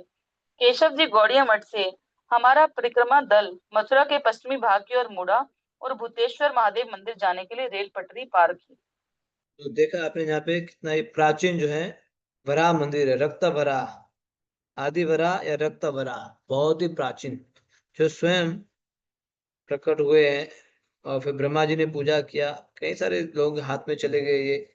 तो ये जो है रक्त बड़ा वरा या श्वेत रक्त वरा या आदि वरा वहीं पे स्थित है। तो इवन भक्ति सिद्धांत महाराज जी भी यहाँ पे आए थे। यहाँ लिखा है ना, रावणासुर की मृत्यु के पश्चात शत्रुघ्न ने इस प्राचीन मंदिर में भगवान वराह की मूर्ति की स्थापना की।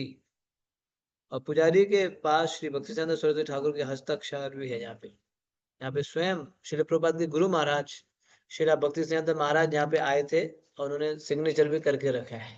तो ये बहुत ही प्राचीन मंदिर में भी भक्तों ने जाके दर्शन किया, जिसको बोलते रक्त वरा या आदि वरा। तो ऐसे आप ब्रजमंडल परिक्रमा करेंगे तो कई सारे प्राचीन मंदिर आपको देखने को मिलेगा, दर्शन करने को मिलेगा, कई सारे, है ना। यस। भूतेश्वर महादेव, भूतेश्वर अर्थात भूतों के स्वामी। यहाँ भगवान शिव का सफेद विशाल शिवलिंग स्थित है। आदि वरा पुराण में भगवान वरा कहते हैं, पापियों को भी मुक्ति प्रदान करने वाले श्री भूतेश्वर मथुरा में निवास करते हैं। वे मुझे अत्यंत प्रिय हैं। यदि कोई व्यक्ति मेरे परम भक्त शिव जी की उपेक्षा करता है तो किस प्रकार वह पापी मेरी भक्ति प्राप्त कर सकता है?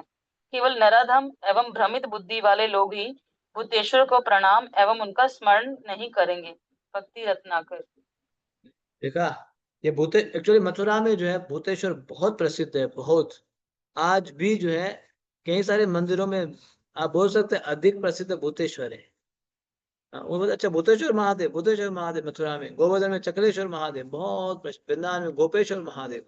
तो भूतेश्वर देखो, आप भूतेश्वर महादेव की महिमा सुन लीजिए, यहाँ क्या लिखा गया है ना, क्या लिखा गया है। स्वयं आदि बराह पुराण भगवान स्वयं बोलते हैं कि एक जो वही होगा जो पापियों को भी मुक्ति प्रदान करने वाले कौन है, श्री भूतेश्वर है। पापियों को भी भूतेश्वर महादेव मुक्त कर दे, उनकी जो निंदा करेगा। हाँ, यदि कोई व्यक्ति मेरे परम भक्त शिव जी की उपेक्षा करता है तो किस प्रकार वह पापी मेरी भक्ति प्राप्त कर सकता है, क्योंकि भूतेश्वर शिव जी जो है मेरे अत्यंत प्रिय है। शिव जी जो है मेरे अत्यंत प्रिय है। हाँ, तो देखो इसलिए हमारे इस्कॉन में आने का भक्त लोग जो है देवी देवताओं का निंदा करते हैं, हमें निंदा नहीं करना चाहिए कभी भी। देवी देवताओं का तो छोड़ो, हमें साधारण व्यक्ति का भी निंदा नहीं करना चाहिए, है ना। तो देवी देवताओं का हम कैसे निंदा कर सकते हैं, कभी नहीं कर सकते, कभी भी नहीं कर सकते, है ना। तो इसीलिए मुख्य रूप से शिव जी तो वैष्णवों में सर्वश्रेष्ठ है, वैष्णवानम यथा शंभु, उनका हम निंदा नहीं कर सकते, भगवान के अत्यंत प्रिय है। यहाँ लिखा है जो उनके दर्शन करते हैं उनको क्या होता है, मुक्ति प्राप्त होता है भूतेश्वर को दर्शन करने से। यस, आगे पढ़िए। मथुरा के दिक्पाल संरक्षक होने के साथ भूतेश्वर महादेव ब्रजभूमि के भी चार क्षेत्रपालों में से एक हैं। अन्य तीन हैं गोवर्धन में चक्रेश्वर महादेव, कामेवन में कामेश्वर महादेव तथा वृंदावन में गोपेश्वर महादेव। भूतेश्वर मंदिर की दाईं ओर उतरती गहरी सीढ़ियां भूतेश्वर महादेव की पत्नी पातालेश्वरी देवी के मंदिर में ले जाती हैं। मंदिर धूपबत्ती की सुगंध से भरा है। अपनी मथुरा यात्रा के दौरान श्री चैतन्य महाप्रभु यहाँ भी आए थे।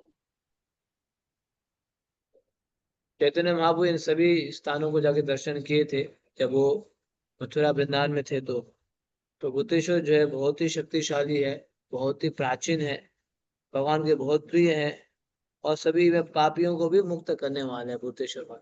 एक्चुअली हमारे आचार्य भी ना शिव जी के जाकर दर्शन करते थे। जैसे सनातन गोस्वामी थे, वृंदावन में बनखंडी महादेव है, बनखंडी है ना, लोहे में बनखंडी महादेव है। वहां सनातन गोस्वामी जाया करते थे, आपको पता है, प्रत्येक दिन बनखंडी महादेव में।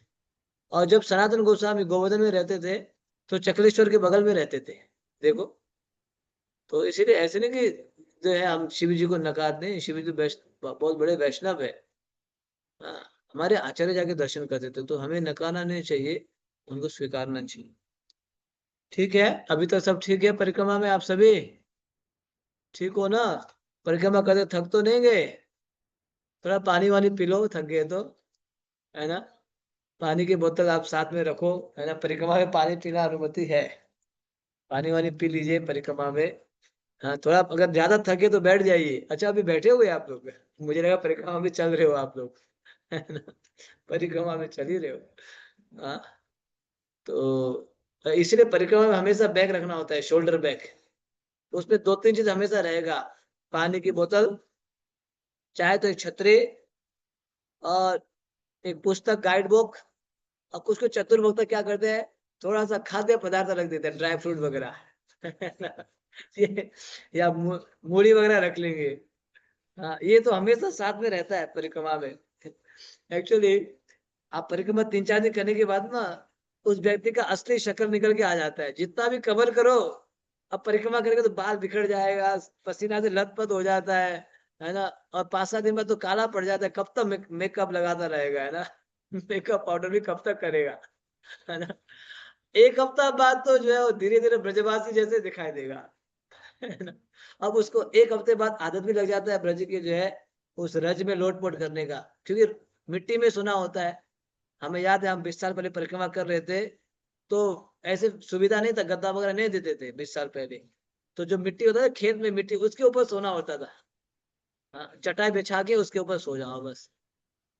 तो ये तो सत्य बात है। जितना भी सच धज के जाओ, एक हफ्ते बाद तो परिक्रमा में आपकी असली छवि निकल के आ जाएगी। है ना, असली छवि। हाँ, लेकिन जैसे भी रहो, परिक्रमा साधना करने वाले तो अच्छे ही लगते हैं। जैसे भी रहे, साधना भक्ति करने वाले हमेशा अच्छे लगते हैं। तो मैं आशा करता हूँ आप लोग ज्यादा थक तो नहीं गए होंगे। कोई नहीं, आज की परिक्रमा आप 10-15 मिनट में समापन करेंगे, ठीक है। आज का दिन समापन होने वाला है। थक मत जाना। हाँ, पूरा, आप पूरा 1 महीना करेंगे ना परिक्रमा, बीच में से लौट के नहीं जाएंगे ना। हाँ, प्रभु जी कुछ कुछ तो लौट के जा भी रहे हैं। कल कल कई सारे लोग जा चुके हैं। परिक्रमा में ऐसे होता है, एक एक दिन कुछ ना कुछ लौट के चले जाते हैं। 2 दिन बाद कोई चले जाते हैं, 3 दिन बाद कोई चले जाते हैं। जैसे लास्ट है, हमारे नोएडा से कुछ भक्त गए थे, 3 दिन बाद लौट के आ गए। नहीं नहीं प्रभु जी, गर्मी है, उस टाइम में हम रह नहीं पाएंगे, नहीं हमसे नहीं हो पाएगा। कोई विदेश से रहते तो रह नहीं पाते हैं। तो मैं आशा करता हूँ आप लोग तो पूरी परिक्रमा करेंगे, संपूर्ण परिक्रमा। बीच में से आप लौट के नहीं जाएंगे, परिक्रमा करके ही जाएंगे। संकल्प लेके रखे हो, इस कार्तिक में पूरा कर लेंगे बोल के। हाँ, नहीं अच्छी बात है। देखो, इन सभी दर्शन स्थली को हम सुन रहे हैं, पढ़ रहे हैं, मनन कर रहे हैं। हाँ, ऐसे गुरु महाराज भी प्रसन्न, हमारी आत्मा भी प्रसन्न। यस, तो अभी पानी वानी पी लीजिए, थोड़ा रेस्ट कर लीजिए, बैठ जाइए, थोड़ा पसीना पोंछ लीजिए। है ना। और ज्यादा धूप लग रही है तो कुछ, अच्छा ये भी साथ में रखते हैं, टोपी। टोपी भी साथ में रखना होता है। माताओं के लिए तो अपना जो है चुन्नी वगैरह रहता है, कुछ भी हो। माता भी टोपी ओढ़ते, कब तक चुन्नी ओढ़ते, टोपी ओढ़ लेती है यहाँ से, है ना। टोपी ओढ़ती है। तो हाँ, टोपी वगैरह ओढ़ लीजिए। यस, कुछ कुछ भक्त रिकॉर्डिंग भी मांग रहे हैं, पता नहीं कल का रिकॉर्ड मैं इसलिए बोला ना, मेरे से ये सब चीजें हो नहीं पाता, रिकॉर्डिंग वगैरह। कल का हरे रिकॉर्डिंग तो, कृष्णा प्रभु जी। हरे कृष्णा। कल का रिकॉर्डिंग प्रभु जी ने ग्रुप में शेयर किया था, संकर्षण अवतार प्रभु ने, लेकिन उसमें जूम का लिंक आया था तो वो ओपन हुई नहीं। उसका पासकोड ही बड़ा बहुत डिफिकल्ट सा था, तो मैंने ओपन करने की कोशिश की, हुआ नहीं। प्रभु जी अगर उसको आप कंप्यूटर में आई थिंक रिकॉर्ड करेंगे तो वो डायरेक्टली सीधा वीडियो जाएगा। तो जूम में अगर नहीं रिकॉर्डिंग तो करेंगे तो, क्लाउड में है नहीं करेंगे तो। लेकिन वो कल का रिकॉर्डिंग से सक्सेस नहीं हुआ है, तो रिकॉर्डिंग देखते हैं। अगर आज का फिर देख लेंगे, ठीक है, रिकॉर्डिंग हो पाता है तो। कई वक्त मांग रहे रिकॉर्डिंग बोल के। ओके, तो चलिए आगे बढ़ते हैं, थोड़ा सा पहुंचने वाले हैं, ठीक है। ज्यादा दूरी में नहीं, पहुंचने वाले हैं। है ना, पानी वानी पी लिया ना थोड़ा सा, बैठ लिया ना, हो गया ना। हाँ, तो आप फ्रेश हो गए हो, अब हम आगे बढ़ेंगे, ठीक है। ज्यादा नहीं, 10-15 मिनट में आज की परिक्रमा समापन हो जाएगी, मथुरा। आगे बढ़िए। गौर गोविंद गौड़िया मठ। अब शहर की ओर लौटने का समय आ गया। हमने पुनः रेल पटरी पार की और कच्चे मार्ग से होते हुए छोटे से गौर गोविंद गौड़िया मठ मंदिर में पहुंच गए। गौड़िया वैष्णवों ने हमारे लिए पंक्ति में स्वच्छ चटाइयां बिछाई हुई हैं और प्रसाद के लिए पत्तलें रखी हैं। पहले कभी खिचड़ी इतनी स्वादिष्ट नहीं लगी।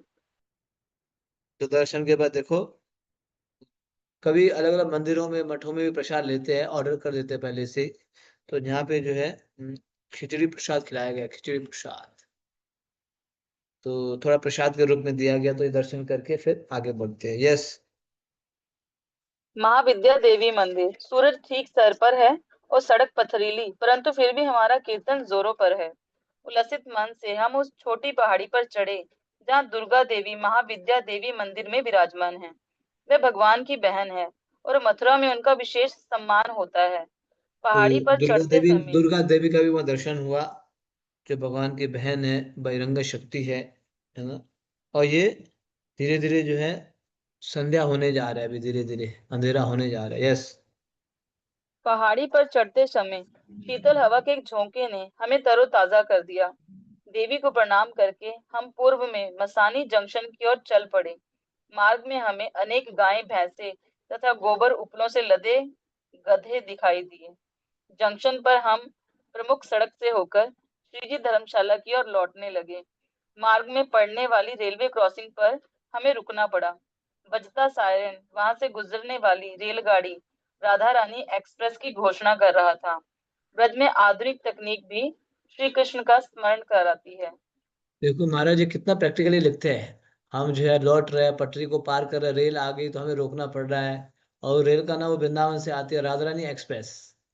हाँ, राधा रानी एक्सप्रेस। और साथ साथ हमें जो है रास्ते में गाय भैंस इत्यादि देखने को वृंदावन में गाय भैंस नहीं मिले तो और कहाँ मिलेगा, है ना। वो तो उनका क्षेत्र है वृंदावन। वृंदावन में जो है ये वो लोग वहाँ के मालिक है। हाँ, तो ये सब दृश्य देखने को मिलता है ब्रज में। देखो कितना अच्छा लगता है, गाय भैंस, है ना, लता पता, यमुना, ये सब मोर इत्यादि वृंदावन में देखने को मिलता है। तो ये सब देखते हो। अब धीरे धीरे जो सूर्य अस्त हो रहा है, सूर्य अस्त भी होने जा रहा है। ये दृश्य बहुत ही सुंदर छवि है, ब्रज की छवि। ये देखते हुए भक्त लोग अभी धीरे धीरे अपने जहाँ रोके थे मथुरा में, वहां उसकी ओर प्रस्थान कर रहे हैं। यस। धर्मशाला पहुंचते पहुंचते 2 बज गए। भक्तगण थके परंतु उलसित दिखाई दे रहे थे। कुछ भक्तों ने अनुभव किया कि वे परिक्रमा में आवश्यक कुछ वस्तुएं भूल गए हैं। अब समय है खरीदारी का। कुछ भक्त बाहर की दुकानों पर और कुछ परिक्रमा के साथ चल रही चलती फिरती दुकान से खरीदारी करने लगे। बाल्टी, पानी के जग, मच्छरदानी, टॉर्च, बैटरी, नायलॉन रस्सी, पानी की बोतल इत्यादि। कुछ भक्त पुनः दर्शन के लिए कृष्ण जन्म स्थान गए।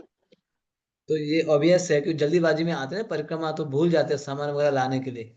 अब मथुरा में मार्केट है, तो इनमें कई सारे सामान देखो क्या क्या, बाल्टी, पानी का जग, और मच्छरदानी, टॉर्च, बैटरी, नायलॉन की रस्सी कपड़े सुखाने के लिए, ये सब जरूरत पड़ता है।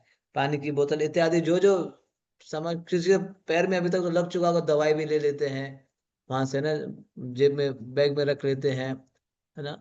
कोई कुछ लेता है, कोई कुछ लेता है, मार्केट में लेना पड़ता है। इस प्रकार से सामान खरीदारी भी कर रहे हैं भक्त लोग। आप लोग भी देख लेना क्या क्या जरूरत है अपने लिए, है ना कुछ ले लेना जरूर, क्योंकि आगे घोर जंगल आएगा, वहां तो कुछ मिलेगा नहीं। तो इसलिए शहर में आए हो, मार्केट में, मथुरा भूमि में कुछ सामान आप ले सकते हो। ठीक है। कुछ कुछ लोग क्या करते हैं, वो चॉकलेट रखते हैं, चॉकलेट जो है ट्रॉफी होता है ना, तो जेब में रखते हैं। और जो ब्रज में जो बालक है, जो है ना, बालकों को थोड़ा एक एक ट्रॉफी देते हुए जाते हैं। उनको पता है इस्कॉन के भक्त आगे में कुछ ना कुछ खिलाएंगे। तो ये भक्त लोग कुछ चॉकलेट रखते हैं, कुछ मिठाई टॉफी रखते हैं, तो बालक को जो है एक एक देते हुए भी जाते, ये भी खरीदारी करके जेब में रख लेते हैं। ब्रजवासी बालकों को प्रसन्न करते हुए आगे बढ़ते हैं। यस। मैं परिक्रमा में पहली बार आए भक्तों से मिलने का इच्छुक था। परिक्रमा व्यवस्थापकों ने मुझे ऐसे भक्तों से मिलवाया। मुझ में ये जिज्ञासा थी कि उन्हें परिक्रमा पर आने की प्रेरणा कहाँ से मिली। कुछ नए भक्तों ने कहा कि श्री कृष्ण पुस्तक में भगवान की लीलाएं पढ़कर उन्हें प्रेरणा मिली। तिरुपति से आई एक 18 वर्षीय लड़की ने कहा, मेरी दादी ने 70 वर्ष की अवस्था में आपके साथ ब्रजमंडल परिक्रमा की थी। जब उन्होंने मुझे इसके बारे में बताया तो मेरा मन भी आकर्षित हो तो गया। अभी जो है महाराज जी जो है भक्तों से मिल रहे हैं कि क्यों आप परिक्रमा आए, किस चीज, क्या आपको प्रेरणा मिली परिक्रमा में आने के लिए। तो सभी अपना अपना अनुभव बता रहे हैं कि, है ना, किसी ने, हमने कृष्ण भोग में पढ़ा था वृंदावन को जो है लता पता से भरा पड़ा हुआ है, चिन्मय धाम है, तो इसीलिए हम लोग परिक्रमा में आ गए, है ना। कोई बोलता है हमारी दादी बहुत एजेड थी, फिर भी परिक्रमा की थी आप लोगों के साथ, इसलिए हमें भी प्रेरणा मिली, तो हम भी आए। इस प्रकार से कई सारे भक्त अपने अपने अनुभव बता रहे हैं। हाँ जी, बोलिए। और एक माता जी ने कहा, मेरी माँ ने लगातार 14 वर्षों तक परिक्रमा की। उनके अनुभव सुनकर मुझ में परिक्रमा करने की प्रेरणा जाग उठी। कितने साल परिक्रमा की? 14 वर्ष तक लगातार 14। 14 टाइम्स आते रहे। इस प्रकार से भी परिक्रमा करते हैं। अनेक भक्तों के साथ यही हुआ। करके आए भक्तों द्वारा अनुभव सुनने से उनकी इच्छा रूपी चिंगारी प्रज्वलित हो गई। लगता है परिक्रमा का आनंद संक्रामक है। तो भक्तों एक से कई सारे वृद्ध व्यक्ति ने मुझे अनुवाद बताया, मैं सुन के, परिक्रमा इस कई सारे अनुवाद सुन के भक्तों से जो है प्रेरणा मिल रहा है एक दूसरों को, क्यों परिक्रमा आया है, क्या प्रेरणा से आया है, ये सुनने को मिल रहा है, तो सबको प्रेरणा मिल रही है। यस। एक वृद्ध व्यक्ति ने मुझे बताया, मैं परिक्रमा इसलिए कर रहा हूँ क्योंकि अभी भी मेरे शरीर में कुछ शक्ति शेष है। शरीर को कष्ट अवश्य होता है परंतु ये मेरी आत्मा के लिए श्रेयस्कर है, क्योंकि इससे मेरे पूर्व जन्म के पाप कटते हैं। एक क्षण ठहर कर वह पुनः बोले, वसुधैव कुटुंबकम, पूरा विश्व मेरा परिवार है। ब्रजमंडल परिक्रमा में रहकर मुझे अपने छोटे परिवार से बाहर निकलकर एक विशाल परिवार का हिस्सा बनने का अवसर मिलता है। देखा परिक्रमा में भक्त लोग कैसे अनुभव कर रहे हैं। हाँ, यहाँ पे सुविधा नहीं है लेकिन सुख है परिक्रमा में, है ना। कई सारे भक्तों के साथ हमें परिक्रमा करने को मिलता है, तो ये भक्त बता रहे हैं हमें, जो बहुत ही आनंद आता है। क्योंकि अभी वो बताता है कि अभी तो मेरे शरीर में कुछ शक्ति है, तो क्या इसको भी मैं भोग विलास में लगाऊं? नहीं, जो थोड़ा बहुत शक्ति बचा है इसको मैं भगवान की सेवा में लगाना चाहता हूँ, तपस्या में लगाना चाहता हूँ, इसलिए मैं परिक्रमा में आया हूँ। ठीक है, अभी 5-10 मिनट में हो जाएगा, 5 मिनट में। यस। हाँ। मुंबई निवासी विजय ने अपनी उत्सुकता व्यक्त करते हुए कहा, मुझे ब्रजमंडल परिक्रमा में आने के लिए अपनी नौकरी से छुट्टी नहीं मिल रही थी। मैंने त्याग पत्र देने का निश्चय कर लिया, परंतु मेरे मालिक ने त्याग पत्र स्वीकार नहीं किया और उसके बदले मुझे 1 महीने की छुट्टी दे दी और मैं यहाँ आ गया। अरे वो देखा भक्तों का अनुभव। वो सोचे मैं कैसे जाऊं 1 महीना, कोई कोई भी जो है ऑफिस से 1 महीना जॉब से छुट्टी नहीं मिलता है ना, तो मैं कैसे करूं, सोच ही रहे थे। ठीक है, मैं रिजाइन करके ही जाता हूँ, जो भी हो जाए आके देख लेंगे, है ना। मेरी डोरी तेरे हाथ, जो करना ठाकुर करे। तो रिजाइन लेटर दे ही रहे थे ऑफिस को, तो ऑफिस वाले, आप चिंता मत करो, जाओ परिक्रमा करके आओ, 1 महीने की छुट्टी दे देंगे। छुट्टी भी मिल गया। यस। उन भक्तों से मिलने के बाद मैं धर्मशाला में टहलता रहा। श्री श्री निताई गौर सुंदर के दर्शन करके मेरे विचार श्री चैतन्य महाप्रभु के चरण कमलों पर स्थिर हो गए। उन्होंने भी मथुरा की परिक्रमा की थी। भक्ति रत्नाकर में कहा गया है कि परिक्रमा पूरी करके महाप्रभु आनंद पूर्वक एक स्थान पर बैठ गए। उनकी भावावस्था को देखकर मंत्रमुग्ध हुए लोग उन्हें घेर कर बैठ गए। वस्तुतः उन सभी को यही लगा कि वह स्वयं श्री कृष्ण हैं। आगे। जब राघव पंडित ने नरोत्तम दास ठाकुर और श्रीनिवास आचार्य से उपरोक्त दृश्य का वर्णन किया तो वे दोनों भाव विभोर हो उठे। इस लीला का वर्णन करते समय राघव पंडित श्री चैतन्य महाप्रभु की महिमाओं का स्मरण करके इतने भाव विभोर हो गए कि वह स्वयं पर नियंत्रण नहीं रख पाए। श्रीनिवास आचार्य एवं नरोत्तम दास ठाकुर भी उद्विग्न मन से श्री चैतन्य महाप्रभु का नाम पुकारते हुए भूमि पर गिर पड़े। कुछ समय पश्चात उन्होंने उन्होंने स्वयं को शांत किया और राघव पंडित उन्हें मथुरा की तीर्थ यात्रा पर ले चले। भक्ति रत्नाकर। तो देखो, चैतन्य महाप्रभु ने भी परिक्रमा किया। ब्रज 84 को, महाप्रभु यहाँ मथुरा में आए थे। और इस महाप्रभु की लीला को सुन के जब राघव पंडित दर्शन करा रहे थे श्रीनिवास आचार्य और नरोत्तम ठाकुर को, तो उन्होंने ये लीला बताया कि चैतन्य महाप्रभु यहाँ पे आए थे, यहाँ पे बैठे थे, यहाँ पे दर्शन के लिए आए थे। इस प्रकार से जिस मार्ग से चैतन्य महाप्रभु चलते हैं, उसी मार्ग से हमारे भक्त लोग भी चलते हैं परंपरा में। इसको बोलते हैं परंपरा। यस, लास्ट का पैराग्राफ। शाम 6:30 बजे संध्या आरती का समय हुआ। श्री श्री निताई गौर सुंदर का गुणगान करने के लिए परिक्रमा भक्त चंद्र प्रकाशित विशाल आकाश के नीचे एकत्र हुए। श्री चैतन्य महाप्रभु की सुंदर आरती की जय हो, जय हो। ये गौर आरती गंगा के तट पर स्थित एक कुंज में हो रही है तथा संसार के समस्त जीवों को आकर्षित कर रही है। उनकी दाहिनी ओर नित्यानंद प्रभु, बाईं ओर श्री गदाधर तथा निकट श्री अद्वैत प्रभु हैं। श्री निवास प्रभु ने श्रीमन महाप्रभु के सिर पर छत्र धारण किया हुआ है। गौर आरती के बाद हम सब ने दामोदर अष्टक गाते हुए यशोदा दामोदर को दीपदान किया। कल हम पक्की सड़कें छोड़कर ब्रजमंडल के दूर दराज क्षेत्रों की यात्रा आरंभ करेंगे। इनमें से कुछ स्थान आज भी आधुनिकता के स्पर्श से दूर हैं।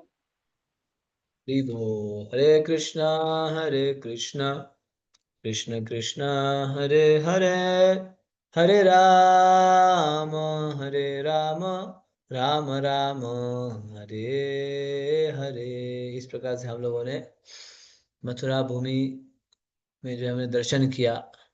तो सौभाग्य की बात है, आज रात को भी हम लोग कहाँ रोकेंगे? मथुरा में ही रोकेंगे। ठीक है, मथुरा वास करेंगे आज भी। जो भक्ति का प्रमुख 5 अंग में से एक है मथुरा वास। तो आप सभी मथुरा में ही वास कीजिएगा, एटलीस्ट मानसिक रूप से तो बात कीजिए। इसके बाद कल हम लोग जाएंगे मथुरा से मधुबन। मधुबन की अध्याय कल पढ़ेंगे। अब विशेषता की बात ये रही, सुनिएगा, आपको अभी बताता हूँ। कल हम जाएंगे मथुरा से मधुबन, लेकिन परसों मैं वास्तव में मधुबन जा रहा हूँ। तो कल पढ़ लेंगे तो परसों मेरे लिए जाने के लिए बहुत अच्छा हो गया ना। परसों मैं वास्तव में फिजिकली भी जा रहा हूँ मधुबन। मधुबन में हम दर्शन करने वाले हैं परसों।